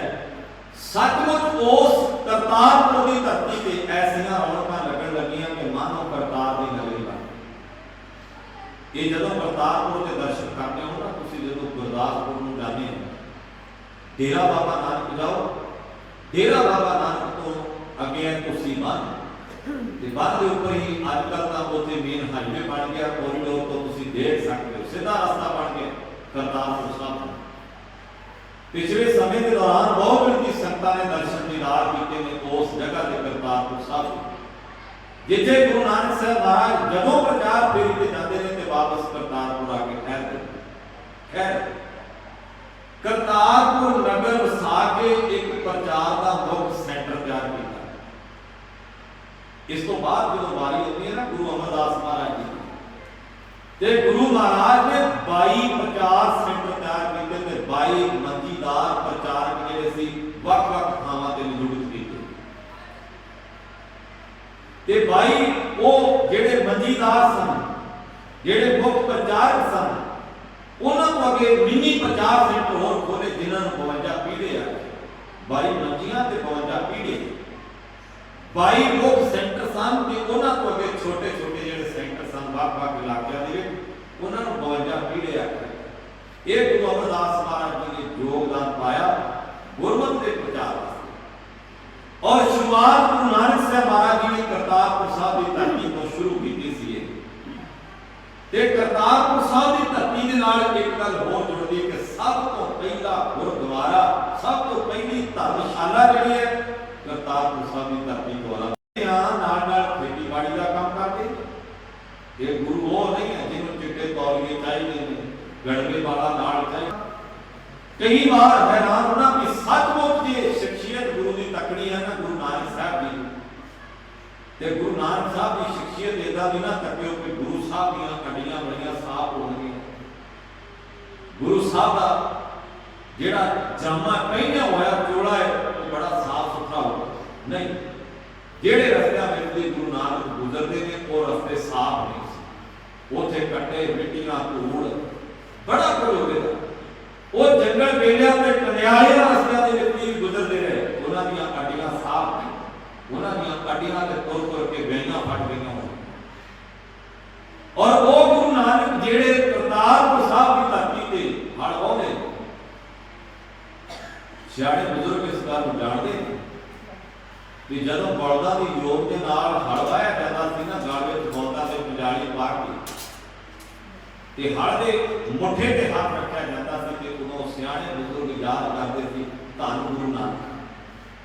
ਇਹ ਗੁਰੂ ਨਾਨਕ ਨੂੰ ਉਦੋਂ ਯਾਦ ਕੀਤਾ ਜਾਂਦਾ ਸੀ ਹਲ ਵਾਹੁਣ ਲੱਗਿਆ, ਜਦੋਂ ਬਲਦਾਂ ਨੂੰ ਹੱਕਿਆ ਜਾਂਦਾ ਸੀ ਨਾ, ਜਦੋਂ ਕਿਧਰੇ ਜ਼ਮੀਨ ਵਾਹੁਣੀ ਹੁੰਦੀ ਸੀ ਤੇ ਹਲ ਜੋੜ ਕੇ ਜ਼ਮੀਨ ਵਾਹੁਣ ਤੋਂ ਪਹਿਲਾਂ, ਬਲਦਾਂ ਨੂੰ ਹੱਕਣ ਤੋਂ ਪਹਿਲਾਂ ਇਹੋ ਆਖਿਆ ਜਾਂਦਾ ਸੀ ਧੰਨ ਗੁਰੂ ਨਾਨਕ ਕਿਰਪਾ ਇਹ ਤੇਰੀਆਂ ਬਖਸ਼ਿਸ਼ਾਂ। ਕਿਉਂ? ਕਿਉਂਕਿ ਗੁਰੂ ਨਾਨਕ ਸਾਹਿਬ ਮਹਾਰਾਜ ਜੀ ਹੱਥੀਂ ਹਲ ਵੀ ਵਾਹਿਆ, ਉਹਨੂੰ ਯਾਦ ਕੀਤਾ ਜਾਂਦਾ ਸੀ। ਜਿੱਥੇ ਹੱਥੀਂ ਹਲ ਵਾਹ ਕੇ ਕਿਰਤ ਕਰਕੇ ਗੁਰੂ ਸਾਹਿਬ ਨੇ ਆਪਣਾ ਔਰ ਆਪਣੇ ਆਲੇ ਦੁਆਲੇ ਦਾ ਪਾਲਣ ਪੋਸ਼ਣ ਕੀਤਾ, ਉੱਥੇ ਗੁਰੂ ਸਾਹਿਬ ਜੀ ਨੇ ਪੂਰੇ ਭਾਰਤ ਦਾ ਹੀ ਨਹੀਂ, ਭਾਰਤ ਤੋਂ ਬਾਹਰ ਦੇ ਮੁਲਕਾਂ ਜਿਹੜੇ ਕਿ ਅੱਜ ਸਾਡੇ ਤੋਂ ਵੱਖਰੇ ਹੋ ਚੁੱਕੇ, ਅਫਗਾਨਿਸਤਾਨ ਤੱਕ ਗੁਰੂ ਸਾਹਿਬ ਜੀ ਦਾ ਜਿਹੜੇ ਪ੍ਰਚਾਰਕ ਦੌਰੇ ਨੇ, ਅਰਬ ਦੇ ਮੁਲਕਾਂ ਤੱਕ ਦੇ ਪ੍ਰਚਾਰਕ ਦੌਰੇ। ਕਮਾਲ ਦੀ ਗੱਲ ਹੈ, ਅਸੀਂ ਜਾਣਾ ਹੋਵੇ ਨਾ ਤੇ 100 ਵਾਰੀ ਸੋਚਦੇ ਹਾਂ ਕਿ 50 ਕਿਲੋਮੀਟਰ ਦਾ ਪੈਂਡਾ ਤੈਅ ਕਰਨਾ ਹੋਵੇ, ਅਸੀਂ ਸੋਚਦੇ ਹਾਂ ਕਿ ਸਾਰਾ ਕੀ ਹੋ, ਕਿਵੇਂ ਜਾਇਆ ਜਾਵੇ। ਪਰ ਸੜਕੇ ਜਾਈਏ ਗੁਰੂ ਨਾਨਕ ਸਾਹਿਬ ਜੀ ਦੇ, ਜਿਨ੍ਹਾਂ ਨੂੰ ਸਾਡੇ ਲੋਕਾਂ ਨੇ ਇਹੋ ਆਖ ਦਿੱਤਾ ਕਿ ਤਿੰਨ ਦਿਨ ਗੁਰੂ ਗਏ ਚ ਡੁੱਬਿਆ ਰਿਹਾ। ਤਿੰਨ ਦਿਨ ਡੁੱਬਿਆ ਨਹੀਂ ਸੀ, ਗੁਰੂ ਨੇ ਰੂਪ ਤਿਆਰ ਕੀਤਾ। ਜਦੋਂ ਅਰਬ ਦੇ ਮੁਲਕ ਨੂੰ ਜਾਣਾ ਕਿਹੜਾ ਵਾਇਆ ਹੋ, ਹਿੰਦੂ ਤੀਰਥਾਂ ਵੱਲ ਜਾਣਾ ਕਿਹੜਾ ਵਾਇਆ ਹੋ, ਜੋਗੀਆਂ ਦੇ ਕੋਲ ਪਹੁੰਚਣਾ ਤੇ ਕਿਹੜਾ ਵਾਇਆ ਹੋਵੇ, ਗੁਰੂ ਸਾਹਿਬ ਨੇ ਉਹ ਸਾਰੀ ਪਲਾਨਿੰਗ ਕਰਕੇ ਫੇਰ ਪਹਿਲੀ ਪ੍ਰਚਾਰ ਫੇਰੀ ਦਾ ਆਰੰਭ ਕੀਤਾ ਸੀ। ਉਹ ਖੈਰ ਕਰਤਾਰਪੁਰ ਦੀ ਧਰਤੀ ਤੇ ਰਹਿੰਦੇ ਆ ਗੁਰੂ ਸਾਹਿਬ ਕਿਰਤਕਾਰ ਕਰਦੇ ਨੇ, ਜਿਹੜੀ ਕਿ ਹਰ ਸਿੱਖ ਨੂੰ ਗੁਰੂ ਸਾਹਿਬ ਨੇ ਪ੍ਰੇਰਨਾ ਦਿੱਤੀ ਸੀ, ਕਿਰਤ ਕਰੋ, ਨਾਮ ਜਪੋ ਅਤੇ ਵੰਡ ਕੇ ਛਕੋ। ਇਹ ਉਪਦੇਸ਼ ਹਰ ਇੱਕ ਸਿੱਖ ਨੂੰ, ਸਿੱਖ ਰਹਿਤ ਮਰਿਆਦਾ ਦੇ ਵਿੱਚ ਵੀ ਅਸੀਂ ਪੜ੍ਹਦੇ ਹਾਂ ਕਿ ਉਹਦੇ ਵਿੱਚ ਵੀ ਲਿਖਿਆ ਹਰ ਇੱਕ ਸਿੱਖ ਧਰਮ ਦੀ ਕਿਰਤ ਕਰੇ, ਆਪਣੀ ਕਮਾਈ ਦੇ ਵਿੱਚੋਂ ਦਸਵੰਧ ਦਾ ਹਿੱਸਾ ਕੱਢ ਕੇ ਤੇ ਲੋੜਵੰਦਾਂ ਦੇ ਵਾਸਤੇ ਵਰਤੇ। ਹੁਣ ਲੋੜਵੰਦ ਕੌਣ ਨੇ? ਜਿਨ੍ਹਾਂ ਦੇ ਤਨ ਤੇ ਪਹਿਨਣ ਲਈ ਕੱਪੜਾ ਨਹੀਂ, ਜਿਨ੍ਹਾਂ ਦੇ ਕੋਲ ਖਾਣ ਲਈ ਭੋਜਨ ਨਹੀਂ, ਜਿਨ੍ਹਾਂ ਦੇ ਕੋਲੋਂ ਹੱਥਾਂ ਨਾਲ ਕਿਰਤ ਨਹੀਂ ਹੁੰਦੀ, ਜਿਨ੍ਹਾਂ ਦੇ ਕੋਲੋਂ ਪੈਰਾਂ ਨਾਲ ਤੁਰਿਆ ਨਹੀਂ ਜਾਂਦਾ, ਜਿਨ੍ਹਾਂ ਦੇ ਕੋਲੋਂ ਅੱਖਾਂ ਨਾਲ ਵੇਖਿਆ ਨਹੀਂ ਜਾਂਦਾ ਤੇ ਜ਼ੁਬਾਨ ਨਾਲ ਬੋਲਿਆ ਨਹੀਂ ਜਾਂਦਾ। ਇਹ ਮਾਨਵਤਾ ਦੀ ਸੇਵਾ ਹੈ, ਇਹਨੂੰ ਮਨੁੱਖਤਾ ਦੀ ਸੇਵਾ ਹੈ। ਕਿਰਤ ਕਰੋ, ਨਾਮ ਜਪੋ, ਵੰਡ ਛਕੋ, ਲੋੜਵੰਦਾਂ ਦੀ ਸੇਵਾ ਕਰਨੀ, ਧਰਮ ਦੀ ਕਿਰਤ ਕਰਦੇ ਹਾਂ। ਇਹ ਉਪਦੇਸ਼ ਸਾਨੂੰ ਗੁਰੂ ਨਾਨਕ ਸਾਹਿਬ ਮਹਾਰਾਜ ਜੀ ਨੇ ਦਿੱਤਾ ਸੀ। ਖੈਰ ਕਰਤਾਰਪੁਰ ਦੀ ਧਰਤੀ ਤੋਂ ਗਰੀਬ ਨਵਾਜ ਪਾਤਸ਼ਾਹ ਮਹਾਰਾਜ ਅਗਲੀ ਪ੍ਰਚਾਰ ਫੇਰੀ ਦਾ ਆਰੰਭ ਕਰਦੇ। ਅਗਲੀ ਪ੍ਰਚਾਰ ਫੇਰੀ 1517 ਦੇ ਵਿੱਚ ਆਰੰਭ ਹੋਈ ਹੈ ਤੇ 1518 ਦੇ ਅੱਧ ਵਿੱਚ ਗੁਰੂ ਸਾਹਿਬ ਵਾਪਸ ਫਿਰ ਸੁਲਤਾਨਪੁਰ ਆ ਗਏ। ਇਉਂ ਕਹਿ ਸਕਦੇ ਹਾਂ ਆਪਾਂ ਕਿ ਗੁਰੂ ਸਾਹਿਬ ਜੀ ਨੇ ਥੋੜੇ ਸਮੇਂ ਦੀ ਪ੍ਰਚਾਰ ਫੇਰੀ ਦੇ ਵਿੱਚ ਬੜਾ ਵੱਡਾ ਕਾਰਜ ਕਰ ਦਿੱਤਾ। ਗਰੀਬ ਨਵਾਜ ਜਦੋਂ ਕਰਤਾਰਪੁਰ ਸਾਹਿਬ ਤੋਂ ਤੁਰਦੇ ਨੇ, ਕਰਤਾਰਪੁਰ ਤੋਂ ਕਲਾਨੌਰ, ਗੁਰਦਾਸਪੁਰ, ਜਸੂਆ, ਇਸ ਏਰੀਏ ਦੇ ਵਿੱਚ ਗੁਰਮਤਿ ਦਾ ਪ੍ਰਚਾਰ ਕੀਤਾ। ਇੱਥੋਂ ਫਿਰ ਮਹਾਰਾਜ ਉਸ ਪਾਸੇ ਨੂੰ ਗਏ ਨੇ ਜਵਾਲਾ ਦੇਵੀ, ਜਿਹਨੂੰ ਕਹਿੰਦੇ ਲਾਟਾਂ ਵਾਲੀ ਦੇਵੀ, ਉਧਰ ਗੁਰੂ ਸਾਹਿਬ ਗਏ। ਜਦੋਂ ਪਤਾ ਲੱਗਾ ਨਾ ਕਿ ਇੱਥੇ ਲੋਕ ਇੰਨੇ ਭਰਵੇਂ ਵਿੱਚ ਪਏ ਹੋ ਕਿ ਲਾਟਾਂ ਵਾਲੀ ਦੇਵੀ ਇੱਥੇ ਰਹਿੰਦੀ, ਕਿਉਂਕਿ ਕੁਦਰਤੀ ਗੈਸਾਂ ਦੇ ਸੜਨ ਦੇ ਨਾਲ ਅੱਗ ਬਲਦੀ ਸੀ, ਲਾਟਾਂ ਨਿਕਲਦੀਆਂ ਸੀ, ਲੋਕਾਂ ਨੇ ਉਹਨੂੰ ਕਰਾਮਾਤੀ ਤਾਕਤ ਦੇ ਨਾਲ ਜੋੜ ਕੇ ਵੇਖਿਆ, ਆਖਿਆ ਵੀ ਇਹ ਲਾਟਾਂ ਵਾਲੀ ਦੇਵੀ ਹੈ। ਅੱਜ ਵੀ ਸਾਡੇ ਤਾਂ ਸਿੱਖ ਭਾਈਚਾਰੇ ਦੇ ਅੰਦਰ ਬੜੇ ਤਰ੍ਹਾਂ ਤਰ੍ਹਾਂ ਦੇ ਧਰਮ ਕੀਤੇ ਜਾਂਦੇ ਨੇ। ਬਹੁਤ ਭੈਣਾਂ ਵੀ ਸਾਨੂੰ ਸਵਾਲ ਕਰਦੇ ਨੇ, ਤੁਸੀਂ ਕਹਿੰਦੇ ਹੋ ਕਰਾਮਾਤ ਨਹੀਂ ਹੁੰਦੀ, ਤੁਸੀਂ ਕਹਿੰਦੇ ਹੋ ਵੀ ਕੋਈ ਕਿਸੇ ਤਰ੍ਹਾਂ ਦੀਆਂ ਆ ਜਿਹੜੀਆਂ ਗੱਲਾਂ ਸਮਾਜ ਵਿੱਚ ਵਾਪਰਦੀਆਂ ਹੁੰਦੀਆਂ ਹੀ ਨਹੀਂ ਹੈ। ਪਰ ਆ ਵੇਖੋ ਕੀ ਹੋ ਗਿਆ, ਸਾਡੇ ਅਸਦਾ ਖਾਣਾ ਵੇਖਿਆ, ਇੱਥੋਂ ਤੱਕ ਵੀ ਦਾਅਵੇ ਕਰ ਦਿੰਦੇ ਫਲਾਣੀ ਥਾਂ ਤੇ ਬੰਦਾ 4 ਦਿਨ ਮਰਿਆ ਰਿਹਾ ਤੇ 5ਵੇਂ ਦਿਨ ਜਿਉਂਦਾ ਹੋ ਗਿਆ। ਐਦਾਂ ਦੇ ਵੀ ਦਾਅਵੇ ਕਰ ਦਿੰਦੇ। ਜਰਾ ਗੌਰ ਨਾਲ ਸਮਝਿਓ ਸਾਧ ਸੰਗਤ ਇਸ ਗੱਲ। ਧਰਮੀ ਲੋਕਾਂ ਨੂੰ ਇੰਨਾ ਧਰਮ ਤੇ ਵਿਸ਼ਵਾਸ ਹੋ ਜਾਂਦਾ ਨਾ ਕਿ ਜੋ ਅਸੀਂ ਕਹਿ ਦਿੱਤਾ ਨਾ ਬਸ ਉਹ ਸੋਨੇ ਤੇ ਸੁਹਾਗਾ, ਇਹਦੇ ਤੋਂ ਅੱਗੇ ਕੁਝ ਨਹੀਂ। ਗੁਰੂ ਨਾਨਕ ਸਾਹਿਬ ਸੱਚੇ ਪਾਤਸ਼ਾਹ ਮਹਾਰਾਜ ਉਸ ਪਾਸੇ ਨੂੰ ਤੁਰੇ ਜਿੱਥੇ ਲੋਕ ਲਾਟਾਂ ਵਾਲੀ ਦੇਵੀ ਦਾ ਪ੍ਰਚਾਰ ਕਰਦੇ ਸੀ, ਕਹਿੰਦੇ ਸੀ ਲਾਟਾਂ ਵਾਲੀ ਦੇਵੀ। ਅੱਜ ਵੀ ਜਾਂਦੇ ਮਹਾਰਾਜ ਗਏ ਉੱਥੇ ਭਰਮ ਭੁਲੇਖੇ ਦੂਰ ਕੱਢੇ, ਦੂਰ ਕੀਤੇ ਭਰਮ ਭੁਲੇਖੇ, ਸਮਝਾਇਆ। ਜਿੱਥੇ ਗੁਰੂ ਨਾਨਕ ਸਾਹਿਬ ਮਹਾਰਾਜ ਇੱਕ ਜਿਨ੍ਹਾਂ ਦੇ ਬਾਰੇ ਗੁਰਬਾਣੀ ਨੇ ਆਖਿਆ ਕਿ ਆਪ ਪਾਰ ਬ੍ਰਹਮ ਦਾ ਰੂਪ ਗੁਰੂ ਨਾਨਕ ਆਏ ਸੰਸਾਰ ਵਿੱਚ, ਉੱਥੇ ਦੂਰ ਦੇਸ਼ ਏਡੇ ਵੱਡੇ ਸੀ ਗੁਰੂ ਨਾਨਕ ਸਾਹਿਬ ਹਰ ਇੱਕ ਚੀਜ਼ ਨੂੰ ਸਾਇੰਟਿਫਿਕ ਤਰੀਕੇ ਨਾਲ ਦੇਖਦੇ ਸੀ। ਇਹ ਨਹੀਂ ਸੀ ਦੇਖਦੇ ਜੋਰ ਦੀ ਹਵਾ ਆ ਗਈ ਤੇ ਹਵਾ ਦੀ ਪੂਜਾ ਕਰ ਅੱਗ ਦੀਆਂ ਲਾਟਾਂ ਨਿਕਲਣ ਲੱਗੀਆਂ, ਜਿਹੜੀ ਜਿਹੜੀ ਚੀਜ਼ ਤੋਂ ਬੰਦੇ ਨੂੰ ਡਰ ਲੱਗਣ ਲੱਗਾ ਨਾ ਉਹਦੀ ਪੂਜਾ ਨਾ ਕਰ, ਜਿਹੜੀ ਚੀਜ਼ ਤੋਂ ਬੰਦੇ ਨੂੰ ਡਰ ਲੱਗਾ ਨਾ ਉਹਨੇ ਉਸੇ ਨੂੰ ਪੂਜਣਾ ਆਰੰਭ ਕਰ ਦਿੱਤਾ। ਹਵਾ ਤੇਜ਼ ਆਈ ਤੇ ਹਵਾ ਦੀ ਪੂਜਾ ਕਰ, ਪਾਣੀ ਦੀ ਔੜ ਲੱਗੀ ਤੇ ਖਵਾਜੇ ਨੂੰ ਪੂਜਣਾ ਸ਼ੁਰੂ ਕਰ ਦਿੱਤਾ। ਅੱਗ ਦਾ ਭਿਆਨਕ ਰੂਪ ਵੇਖਿਆ ਤੇ ਬੰਦੇ ਨੇ ਡਰਦੇ ਹੋਏ ਅੱਗ ਦੀ ਪੂਜਾ ਆਰੰਭ ਕਰ ਲਈ। ਤੁਸੀਂ ਗੌਰ ਕਰਿਓ, ਹਵਾ ਦੀ ਪੂਜਾ ਕਰਨ ਵਾਲੇ ਬੰਦੇ ਨੂੰ ਇਸ ਗੱਲ ਦਾ ਪਤਾ ਹੋਣਾ ਚਾਹੀਦਾ ਹੈ। ਵਿਗਿਆਨੀਆਂ ਨੇ ਪੜ੍ਹ ਕੇ ਹਵਾ ਨੂੰ ਕੈਦ ਕੀਤਾ, ਇੱਕ ਥਾਂ ਤੇ ਕਾਬੂ ਕੀਤਾ, ਕਾਬੂ ਕਰਕੇ ਉਹਨਾਂ ਨੇ ਟਰੈਕਟਰ ਦੇ ਟਾਇਰ ਵਿੱਚ ਭਰ ਦਿੱਤਾ। ਉਹ ਹਵਾ ਤੋਂ ਕਾਬੂ ਲੈ ਲੈਣੇ ਵਿਗਿਆਨੀ, ਬੰਦਾ ਹਵਾ ਪੂਜੀ ਜਾ ਰਿਹਾ, ਉਹਨਾਂ ਨੇ ਟਰੱਕ ਦੇ ਟਾਇਰ ਵਿੱਚ ਭਰ ਦਿੱਤਾ। ਉਹਦੇ ਤੇ 15 ਨਾਲੋਂ ਹਰ ਇੱਕ ਚੀਜ਼ ਨੂੰ ਸਮਝਣਾ ਬੜਾ ਜ਼ਰੂਰੀ ਹੈ। ਇਹਦਾ ਅਰਥ ਇਹ ਨਹੀਂ ਹੈ ਵਿੱਚ ਬੱਚਾ ਕਿਤਾਬ ਰੱਖ ਕੇ ਤੇ ਉਹਦੇ ਅੱਗੇ ਧੂਪ ਅਗਰਬੱਤੀਆਂ ਲਾ ਲਾ ਕੇ ਆਖੇ ਮੈਂ ਤਾਂ ਜੀ ਪੂਜਾ ਕਰਦਾ, ਉਹ ਬੱਚਾ ਕਦੀ ਪੜ੍ਹ ਨਹੀਂ ਸਕਦਾ। ਪੜ੍ਹਨ ਵਾਲੇ ਬੱਚੇ ਨੂੰ ਪੁੱਛੋ ਵੀ ਕਿੰਨਾ ਚਿਰ ਪੜ੍ਹਦਾ, ਉਹ ਕਹਿੰਦਾ ਰਾਤ ਨੂੰ 1-1 ਵਜੇ ਤੱਕ ਪੜ੍ਹਦਾ ਰਿਹਾ, 1-1 ਵਜੇ ਤੱਕ, 2-2 ਵਜੇ ਤੱਕ ਪੜ੍ਹਦਾ, ਤਾਂ ਜਾ ਕੇ ਤਰੱਕੀ ਕੀਤੀ ਹੈ। ਫਿਰ ਤਰੱਕੀ ਕਰਨ ਵਾਸਤੇ ਸਟਰਗਲ ਦਾ ਬੜਾ ਹੋਣਾ ਜ਼ਰੂਰੀ ਹੈ। ਜੇ ਸਟਰਗਲ ਨਹੀਂ ਕਰਦਾ ਤਰੱਕੀ ਕਿਵੇਂ ਹੋਵੇਗੀ? ਮਿਹਨਤ ਨਹੀਂ ਕਰਦਾ ਤਰੱਕੀ ਕਰਦਾ। ਸਿੱਖ ਅਖਵਾਉਣ ਵਾਲਿਆ ਗੁਰੂ ਗ੍ਰੰਥ ਸਾਹਿਬ ਜੀ ਨੂੰ ਰਵਾਲੇ ਬਹੁਤ ਭੇਟ ਕੀਤੇ, ਬਹੁਤ ਧੂਪ ਅਗਰਬੱਤੀਆਂ ਕਰ ਲਈਆਂ, ਬਸ ਹੁਣ ਤੂੰ ਜਿਹੜਾ ਪੜ੍ਹ, ਸੁਣ ਬਾਣੀ, ਪੜ੍ਹ ਬਾਣੀ, ਸਮਝ ਬਾਣੀ ਨੂੰ ਕੀ ਕਹਿੰਦੀ ਹੈ ਗੁਰੂ ਨਾਨਕ ਦੀ ਬਾਣੀ, ਤੇਰੇ ਵਾਸਤੇ ਕੀ ਉਪਦੇਸ਼ ਦਿੰਦੀ ਹੈ, ਉਹਨੂੰ ਅਮਲ ਵਿੱਚ ਲੈ ਕੇ ਆ, ਤੇਰਾ ਵੀ ਭਲਾ ਹੋਵੇਗਾ ਤੇ ਤੇਰੇ ਸਮਾਜ ਦਾ, ਤੇਰੇ ਪਰਿਵਾਰ ਦਾ, ਤੇਰੇ ਆਲੇ ਦੁਆਲੇ ਦਾ ਭਲਾ ਹੋਵੇਗਾ। ਮੰਨਿਆ ਪਰਵਾਰ ਹੈ ਸਾਦਾ।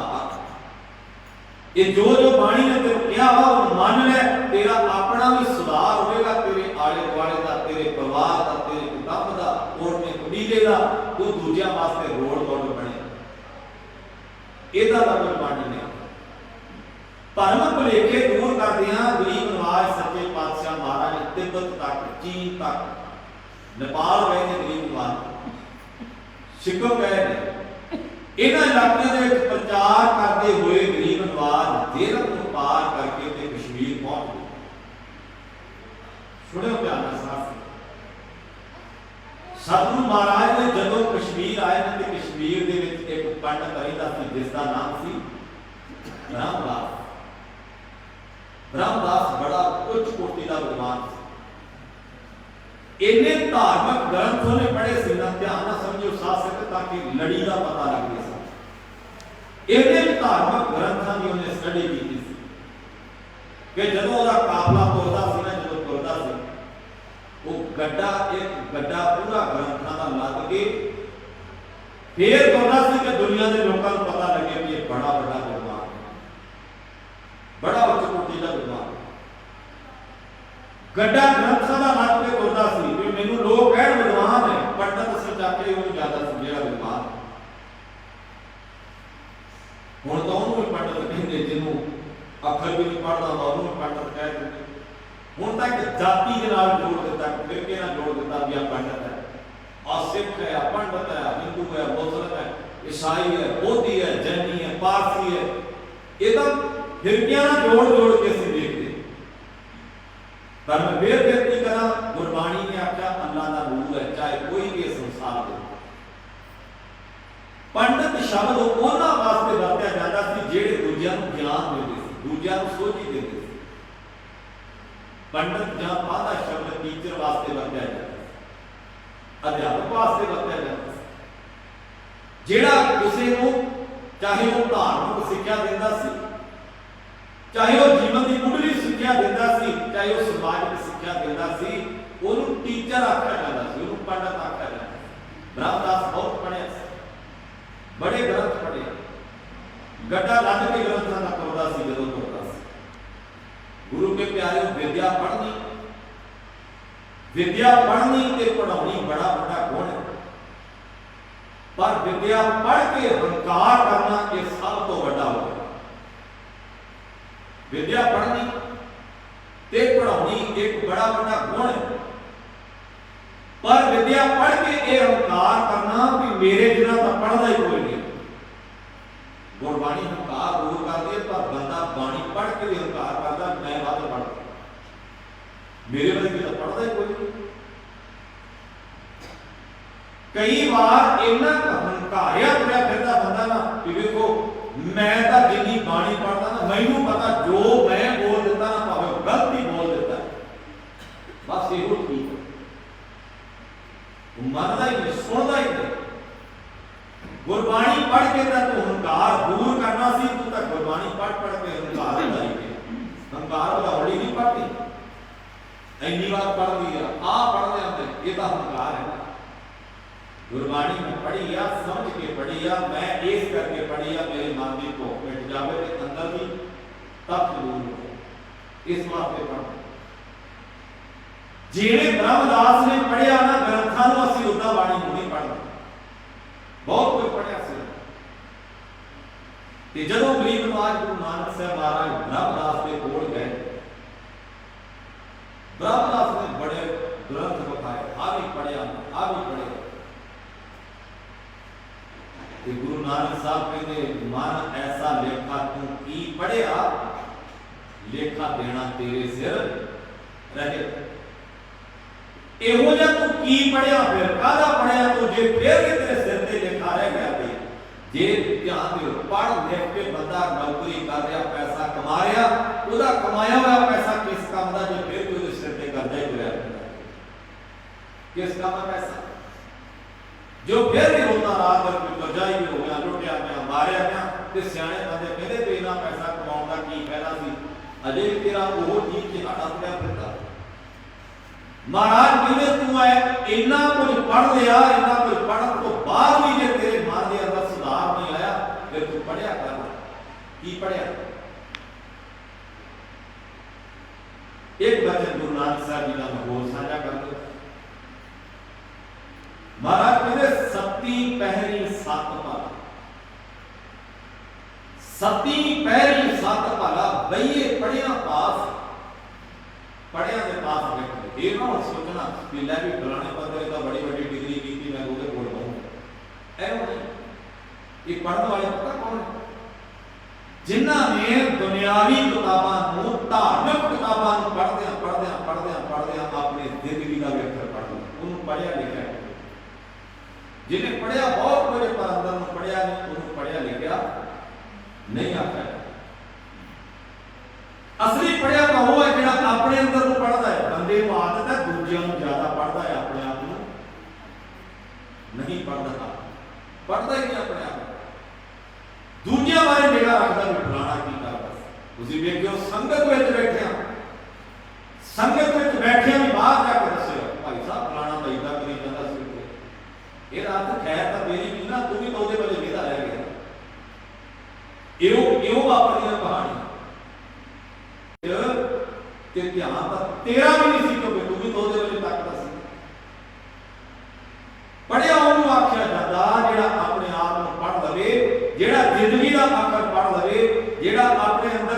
ਸਾਹਿਬ ਨੂੰ ਪੜ੍ਹ ਲਵੇ, ਜਿਹੜਾ ਔਗਣਾਂ ਨੂੰ ਛੱਡ ਕੇ ਗੁਣਾਂ ਵਾਲੇ ਰਸਤੇ ਨੂੰ ਤੁਰ ਪਵੇ, ਉਹਨੂੰ ਪੜ੍ਹਿਆ ਲਿਖਿਆ। ਫਿਰ ਮਹਾਰਾਜ ਕਹਿੰਦੇ ਸੱਤੀ ਪੈਰੀ ਸਾਰੀ ਗਹਿਣੇ ਇਕੱਠੇ ਕਰਕੇ ਲੈ ਜਾਓ। ਬੰਦਾ ਭਰਮ ਪਾਲ ਲਵੇ ਨਕਲੀ ਗਹਿਣੇ ਇਕੱਠੇ ਕਰਕੇ,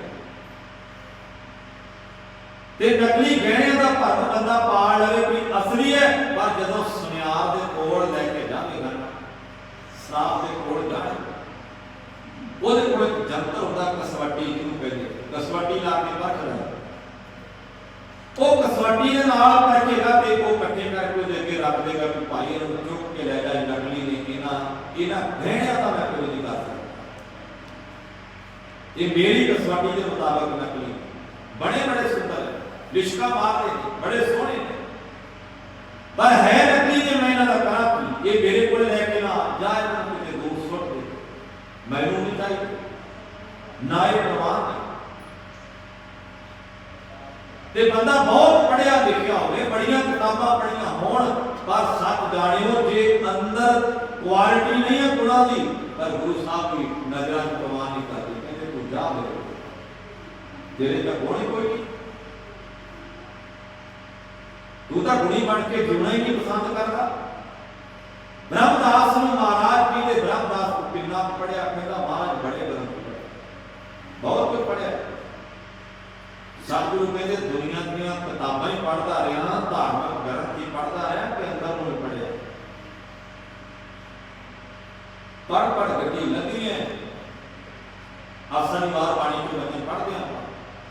ਦਰਬਾਰ ਸਾਹਿਬ ਸਾਡੇ ਕੇਂਦਰੀ ਸਥਾਨ ਅੰਮ੍ਰਿਤਸਰ ਸਾਹਿਬ, ਜਦੋਂ ਆਸਾਨੀਵਾਰ ਦਾ ਕੀਰਤਨ ਹੁੰਦਾ ਹੈ ਨਾ, ਉਦੋਂ ਸੁਣਿਓ ਕਿਧਰੇ ਇਹ ਵਚਨ, ਪੜ੍ਹ ਪੜ੍ਹ ਗੱਡੀ ਲੱਗੀ ਹੈ, ਪੜ੍ਹ ਪੜ੍ਹ ਭਾਈ ਸਾਥ ਗੱਡੇ ਲੱਦਣਾ ਭਾਵੇਂ ਪੜ੍ਹ ਪੜ੍ਹ ਕੇ, ਪੜ੍ਹ ਪੜ੍ਹ ਬੇੜੀ ਪਾਈਏ, ਪੜ੍ਹ ਪੜ੍ਹ ਗੱਡੀਏ ਖਾਦ, ਪੜ੍ਹੀਏ ਜੇਤੇ ਬਰਸ ਬਰਸ, ਪੜ੍ਹੀਏ ਜੇਤੇ ਮਾਸ, ਪੜ੍ਹੀਏ ਜੇਤੀ ਆਰਜਾ, ਪੜ੍ਹੀਏ ਜੇਤੇ ਸਾਥ, ਨਾਨਕ ਲੇਖੇ ਇੱਕ ਗੱਲ ਹੋਰ ਹਉਮੈ ਚੱਕਣਾ ਚਾਹ।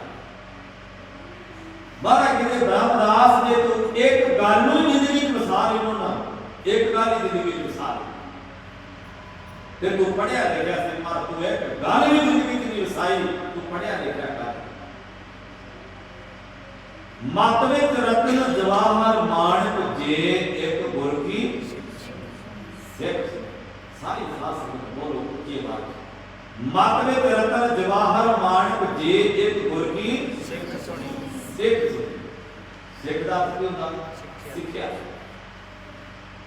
ਜੇ ਗੁਰੂ ਦੀ ਇੱਕ ਹੀ ਸਿੱਖਿਆ ਸੁਣਨੀ ਜਾਵੇ ਨਾ, ਕਿਤੇ ਇੱਕ ਸਿੱਖਿਆ ਨਾਲ ਜੀਵਨ ਪਲਟ ਜਾਏ।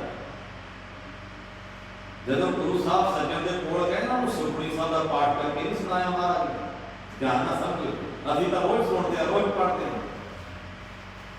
ਮਹਾਰਾਜ ਨੇ ਸੱਜਣ ਦੇ ਕੋਲ ਖੰਡ ਪਾਠ ਨਹੀਂ ਕੀਤਾ, ਪਿਆਰ ਸੱਜਣ ਦੇ ਨੂੰ ਖੰਡ ਪਾਠ ਕਰਕੇ ਸੁਣਾਏਂਗੇ ਤੇਰਾ ਜੀਵਨ ਬਦਲੇ। ਆ ਸੱਜਣ ਤੇਰੇ ਕੋਲ 2 ਘੰਟੇ 24 ਅਸ਼ਟਪਦੀਆਂ ਦਾ ਪਾਠ ਕਰਕੇ ਸੁਣਾਏਂਗੇ, ਨਹੀਂ ਕੀਤਾ। ਕੀ ਕਿਹਾ ਸੱਜਣ ਨੂੰ ਜਾ ਕੇ? ਕਹਿੰਦੇ ਸੱਜਣਾ ਬਾਹਰੋਂ ਵੀ ਜਿੱਦਾਂ ਲਿਸ਼ਕਾ ਮਾਰਦਾ ਹੁੰਦਾ ਦੀਆਂ ਅੰਦਰੋਂ ਮਾਰਦੀਆਂ ਕਰ, ਜਿਹੋ ਜਿਹੀਆਂ ਲਿਸ਼ਕਾ ਬਾਹਰੋਂ ਮਾਰਦਾ ਨੇ, ਚਿੱਟੇ ਕੱਪੜੇ ਬਾਹਰ ਪਹਿਨੇ ਨੇ ਨਾ, ਅੰਦਰੋਂ ਤਾਂ ਤੂੰ ਦਾਗੀ ਹੋਇਆ ਫਿਰਦਾ। ਬਸ ਅੰਦਰ ਦੀ ਕਮਜ਼ੋਰੀ ਨਾਲ ਬੰਦਾ ਜਿਹੜਾ ਵਾ ਉਹ ਧਰਮ ਦੇ ਰਸਤੇ ਤੋਂ ਭਟਕਿਆ। ਜਿਸ ਦਿਨ ਅੰਦਰ ਦੀ ਕਮਜ਼ੋਰੀ ਠੀਕ ਹੋ ਗਈ ਨਾ ਸਾਧ ਸੰਗਤ, ਉਸ ਦਿਨ ਸਾਰਾ ਕੁਝ ਠੀਕ ਹੋ ਗਿਆ। ਅਜੇ ਬੰਦੇ ਨੇ ਐਨਕ ਕਾਲੀ ਲਾਈ ਹੈ ਤੇ ਦੁਨੀਆ ਨੂੰ ਕਹਿੰਦਾ ਦੁਨੀਆ ਕਾਲੀ ਹੋ, ਐਨਕ ਕਾਲੀ ਲਾ ਕੇ ਤੇ ਬੰਦਾ ਦੁਨੀਆ ਨੂੰ ਇਸ਼ਾਰੇ ਕਰੀ ਜਾਂਦਾ ਕਿ ਦੁਨੀਆ ਕਾਲੀ ਹੋ ਗਈ। ਸਿਆਣਾ ਬੰਦਾ ਬਾਹਰ ਫੜ ਕੇ ਐਨਕ ਲਾ ਦਿੰਦਾ, ਕਹਿੰਦਾ ਹੁਣ ਵੇਖ, ਕਹਿੰਦਾ ਦੁਨੀਆ ਚਿੱਟੀ ਹੈ। ਕਹਿੰਦੇ ਕਸੂਰ ਕਿਹਦਾ? ਕਿਸ ਚੀਜ਼ ਦਾ ਕਸੂਰ ਹੈ? ਕਹਿੰਦਾ ਮੇਰਾ। ਤੇਰਾ ਕਸੂਰ ਕਿਉਂ ਹੈ? ਕਹਿੰਦਾ ਮੈਂ ਐਨਕ ਕਾਲੇ ਰੰਗ ਦੀ ਲਾਈ ਸੀ, ਮੈਨੂੰ ਦੁਨੀਆ ਕਾਲੀ ਦਿਸਣ ਲੱਗ ਪਈ। ਜਿੰਨੀ ਦੇਰ ਮਨ ਵਿੱਚ ਮੈਲ ਹੈ ਨਾ, ਉਨੀ ਦੇਰ ਤੱਕ ਸਭ ਕੁਝ ਮੈਲਾ ਦਿਸੇ, ਸਭ ਕੁਝ ਮੈਲਾ ਦਿਸੇ।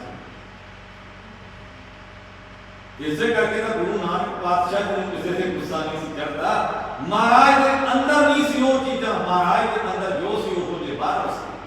ਜਿੱਥੇ ਵੀ ਗਏ ਉਹ ਗੱਲ ਨਾਲ ਲਾ ਲਿਆ, ਉਹਨੂੰ ਸੀਨੇ ਨਾਲ ਲਾ ਲਿਆ, ਉਹਦੇ ਨਾਲ ਪਿਆਰ ਮੁਹੱਬਤ ਤੇ ਅੰਦਰੋਂ ਸਨੇਹ ਦਿੱਤਾ ਮਹਾਰਾਜ ਨੇ।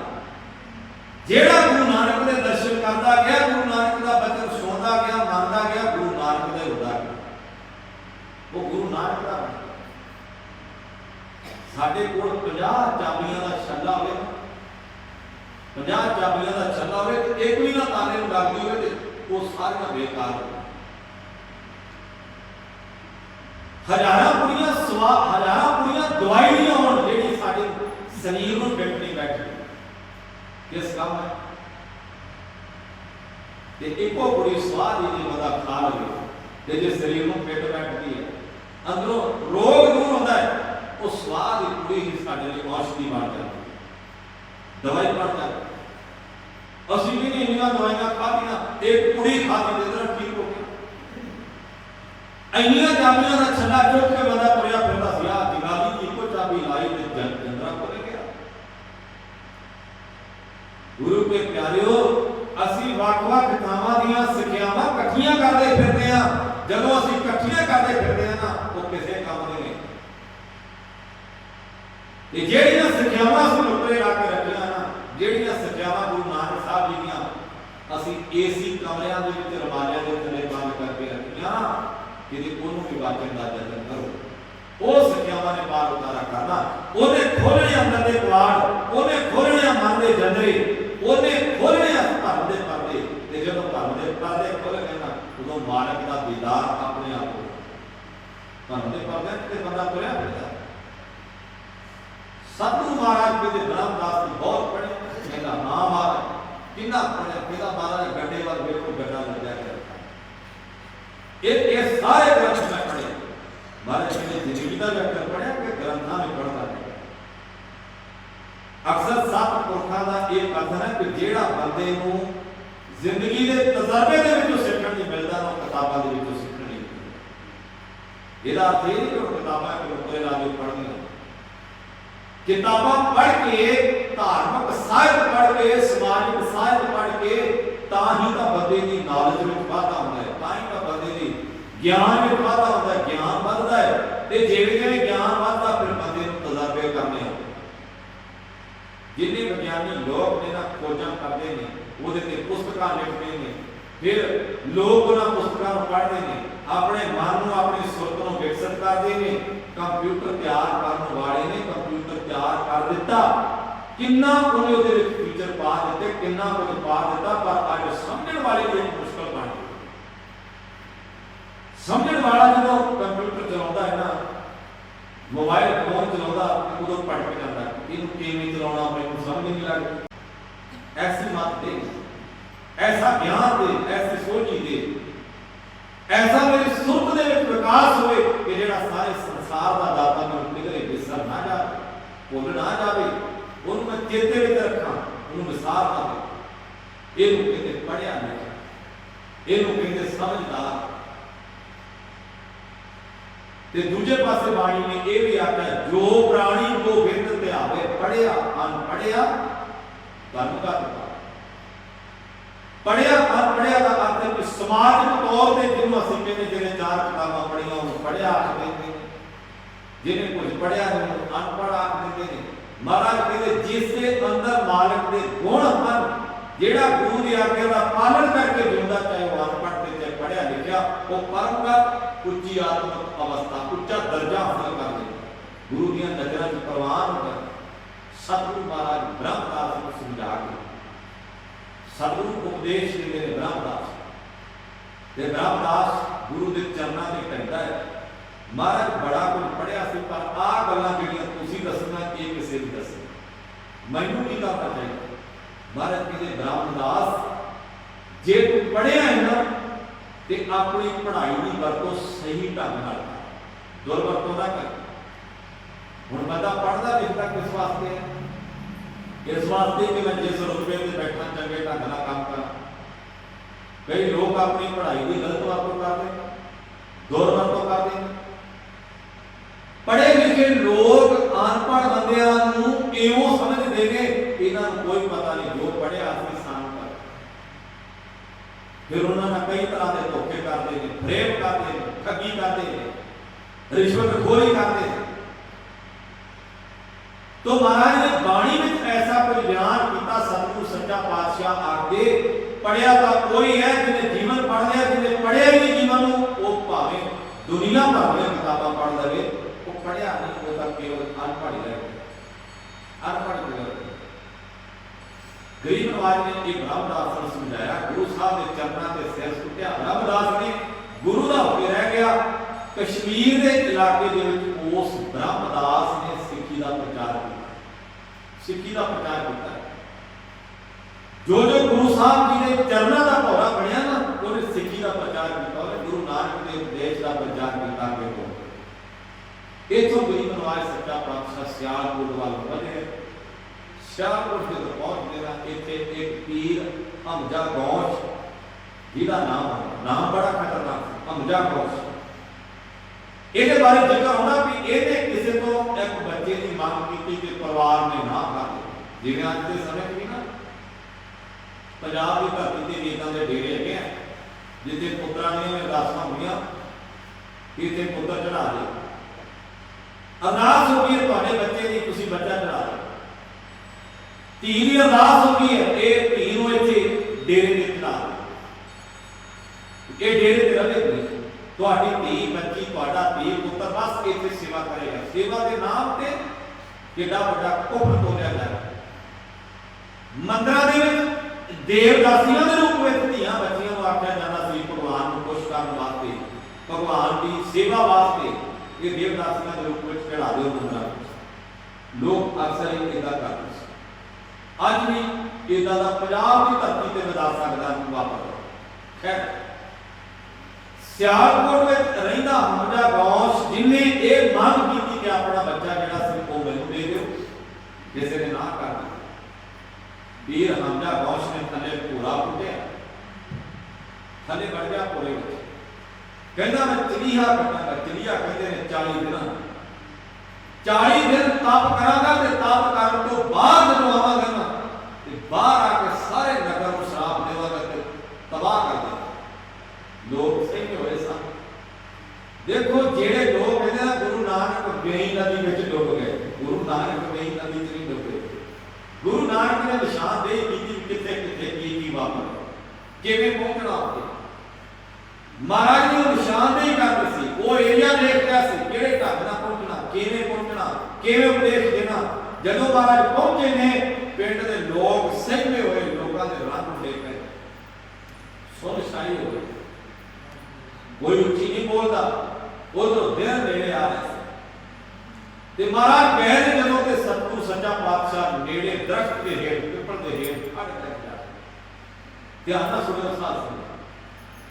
उधरों वो दिन आ गया जदों पीर ने बाहर निकलना सी भोरे दे विच। मैं फिर बेनती कर देवां, ये कहानी नहीं है, ये हिस्ट्री है।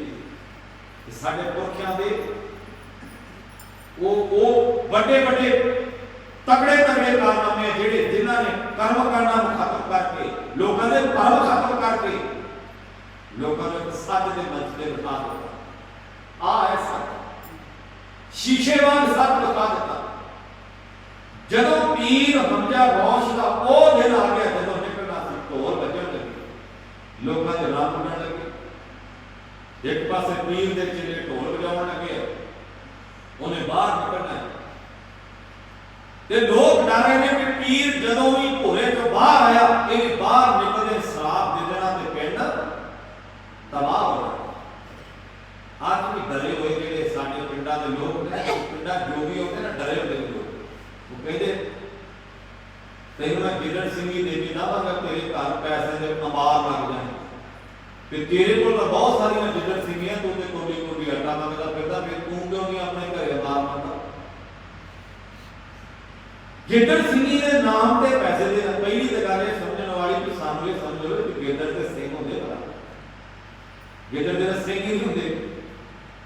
वो कहना मैं तेनों गिरड़ सिंगी दे के जावां, गिरड़ सिंगी के नाम ते वो बीबियां दे कोलों माइयां कोलों पैसे बटोर के चले जाते हैं। डरे हुए लोग दे देते हैं। जब लोग आते हैं कि तुहाडे घर तो बड़े बड़ा कष्ट आने वाला है जी, हाथ वेख के दस देते हैं कि तुहाडे घर कष्ट आने वाला है, ਇਹਦਾ उपाय करना पड़ेगा। की करना पड़ेगा? 2100 रुपया दे दो, सूट दे दो, दाने दे दो, आटा दे दो, उपाय होगा। बड़े लोग ऐसे ने जिन्होंने इो भी आके आख्या गया कि तुहाडे घर सोना है, कहते हाँ जी है, कहते दुगना करना कहते कर दो, दुगना कर दो। किन्ना कहते तोला 2 तोले करके जावा तो हुणे तुहाडे सामने करांगे। एक पंजाबी की कहावत है ना कि बहुते रुपए ते थोड़े होने गई, 2 तोले करते करते हाथ मारते रह गए लोग, मुड़ के किसी को दसन जोगे भी ना रहे, दसन जोगे भी ना रहे कि साडा आ वापरे। खैर इदां दे सरापां तो डरदा होया बंदा अपना सब कुछ लुटा दिंदा इन्हां पखंडियां लोकां, ठग लोकां। ये पीर हमजा गौश जिन्हें लोगों को डराया हुआ सी पिंड तबाह करने, लोग डरे। बस यही बेनती करके समाप्ति करांगा। इसके बाद गुरु साहब की तीसरी प्रचार पड़ी का कल मैं जिक्र करांगा। जदों महाराज उसे पहुंचे पिपल के थले बैठे ने महाराज गरीब नवाज नाल सबरां दा साथी भाई मर्दाना, एक बाबा अकाल रूप, दूजा रबाबी मर्दाना। मर्दाना मर्दा वाला साथ निभाया मर्दाने ने गुरु नानक साहब जी ने। मर्दाना जी ने आख्या महाराज बड़े ढोल बज रहे। गुरु नानक साहब कहते वेखी जा मर्दाना की बनता है, वेखी जा ध्यान नाल। लोग भजे आए कि एक फकीर और आया, एक ने तबाह करना शायद दूजा सन बचा ले। आके कहते फकीर जी साडी बेनती, साडे फकीर नाराज हो गए ने, साडे पीर जी साडे नाल नाराज हो गए ने। इन्हां ने 40 दिन इन्हां दा इन्हां चलीहा कट के बाहर निकलना, जियों इन्हां बाहर निकलना इन्हां पिंड नूं तबाह कर देना। महाराज गुरु नानक साहब सच्चे पातशाह जी के चेहरे ते नूर है, बड़ा सुंदर चेहरा।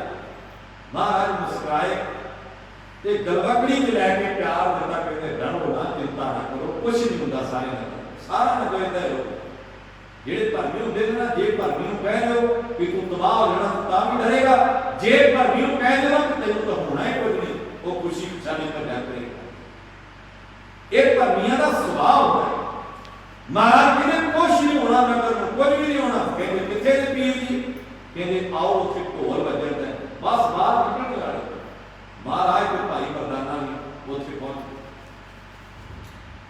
मर्दाना जी नूं नाल लैके महाराज पहुंच गए। ते जदों पीर ने निकलना सी ना, ऐ पूरे समय ते भाई मर्दाना जी नूं गुरु नानक साहब ने इशारा किया, कहते मर्दाना जी रबाब दी ताना छेड़ो, रबाब बजाई, शब्द गायन किया, आनंद दे नाल सारे झूमण लगे कि इहो जिहा कलाम, इहो जिहा शब्द, इहो जी बाणी जेड़ी तोर अंदर हिरदियां तक शांति पहुंचाउंदी, कभी सुनी ही नहीं, सारे सुन रहे। जदों ये बाणी की आवाज उस पीर हमजा गौश के कानां विच पई, ओदी भी समाधि टुटी। जदों समाधि टुटी ते बड़ा कापिया, ये कौन है जिहड़ा बाहर इहदा कर रहा? बाहर निकल के आके जदों ने वेखिया गुरु नानक साहब महाराज बाणी गा रहे ने ते भाई मर्दाना जी रबाब होया ते कलपिया होया, अंदरों जदों निकलिया सी, अंदर तता पिया सी, बाणी दे वचन सुने, गरीब नवाज के शब्द सुने ते पीर हमजा गौश का अंदर भी ठंडा हो गया। गुरु नानक के चरणों में सिर सुट के कहता महाराज इन्हां लोकां ने मेरे नाल धोखा कीता, इस पिंड दे विच बेईमान लोग वास्ते ने, इस पिंड दे लोकां नूं मैं तबाह कर देवांगा। गुरु नानक कहने लगे हमजा गौश इदां दुनिया तबाह नहीं होगी, एवें इन्हां दा साह सुकाए, इन्हां दा खून पीता हो, इन्हां लोकां नूं तू हौसला देण दी बजाय इन्हां लोकां नूं डरा रहे, धमका रहे। बाजार को दे इन्हां नूं श्राप की करदा है? महाराज ने चैलेंज कर दिता, कहंदे बाजार को दे श्राप सारे पिंड नूं कर दे तबाह। उन्हें जतन कीते, उन्हें कोशिशां कीतियां, सारी कोशिशां नाकाम रहीआं। महाराज 2 दिन ठहरे, 3 दिन ठहरे, कहंदे सानूं भी विचे तबाह कर दे। जेड़े भरमी होंदे ना उन्होंने आवाज तीर छड्डदे ने, हाथ ते फूक मार के कहंदे हुंदे ने तबाह करना कास। इदां दा पीर हमजा गौश महाराज ने लोकां दा भुलेखा कटिया कि एदा मना तो डर दूर करो, ये पल्ले कुछ नहीं है, एदा लोकां नूं लुटण वाला है, एदा लोकां नूं भुलेखा देण वाला है, एदे पल्ले कुछ नहीं है। एवें इहदे तो डर दी लोड़ नहीं, सगों एक अकाल दी रब दे लड़ लगो, रब दी भगती करो, बंदगी करो, गुण जीवन में पैदा करो, चंगाई जीवन में पैदा करो। एक रब के सिमरन तो अलावा कोई और दूसरी चीज नहीं है संसार के अंदर जेड़ी तुहानूं अंदरों तपते हृदय में शांति दे सके। गुरु के प्यारियों, सतगुरु महाराज इस पीर हमजा गौश को उपदेश देते। माफी भी मंगता कदमां ते सिर रख के, महाराज मेरे को गलती हो, मैं भुलण हाँ, मैनूं नहीं सी पता। इस तो बाद सतगुरु सच्चे पातशाह दूसरी प्रचार फेरी सी। गरीब नवाज महाराज वापस मुड़ते हैं करतारपुर साहब की धरती पे। कुछ समय ठहर तो बाद तीसरी प्रचार फेरी जी है वो अरब के मुल्क वालों गुरु नानक साहब जी की कल के दीवाना श्रवण करांगे। आप सब तो पहला गुरु नानक साहब पाक पटन जाते हैं बाबा फरीद साहब जी के उस 11वीं थां ते जेड़े उन्हां दी गद्दी संभाल के बैठे सी, उन्हां दे कोल बाणी प्राप्त करते हैं बाबा फरीद जी की। आप कल के दीवाना श्रवण करांगे। ये प्रचार फेरी 1518 को लैके 1521 ईस्वी तक की है। गुरु नानक साहब महाराज किवें उन्हां लोकां नूं अरब दे लोकां नूं उपदेश करदे ने। आपां इहनूं कल सारे बैठ के लास्ट दीवान है, कल दा अखीरला दीवान है। संतां नूं बेनती है आपां कल नूं भावें समां 5-10 मिनट वधीक भी लग जावे, संखेप रूप दे विच आपां कल नूं 4 प्रचार फेरियां दा जिहड़ा सफर है ਉਹਦਾ ਜ਼ਿਕਰ ਕਰਾਂਗੇ। और इस तो बाद किधरे समा मिले तो आप लंबेरा इतिहास जिहड़ा लड़ी बन के शामां दे वक्त जां सवेर दे वक्त आप संगतां दे नाल सांझ पाउंदे रहा करांगे। गुरु कृपा करे सबनां नूं सतगुरु महाराज चढ़दी कला दी दात, गुरसिੱਖੀ जीवन ते नाम दी दात दे के सतगुरु सच्चा पातशाह निवाजन। आओ भुल्लां मेरियां शुकराना गुरु ग्रंथ साहब जी दा वचन गुरु साहब जी दे जान के हिरदे च वसाउणे। गुरु फतेह नाल सांझ करो आखो जी वाहिगुरू जी का खालसा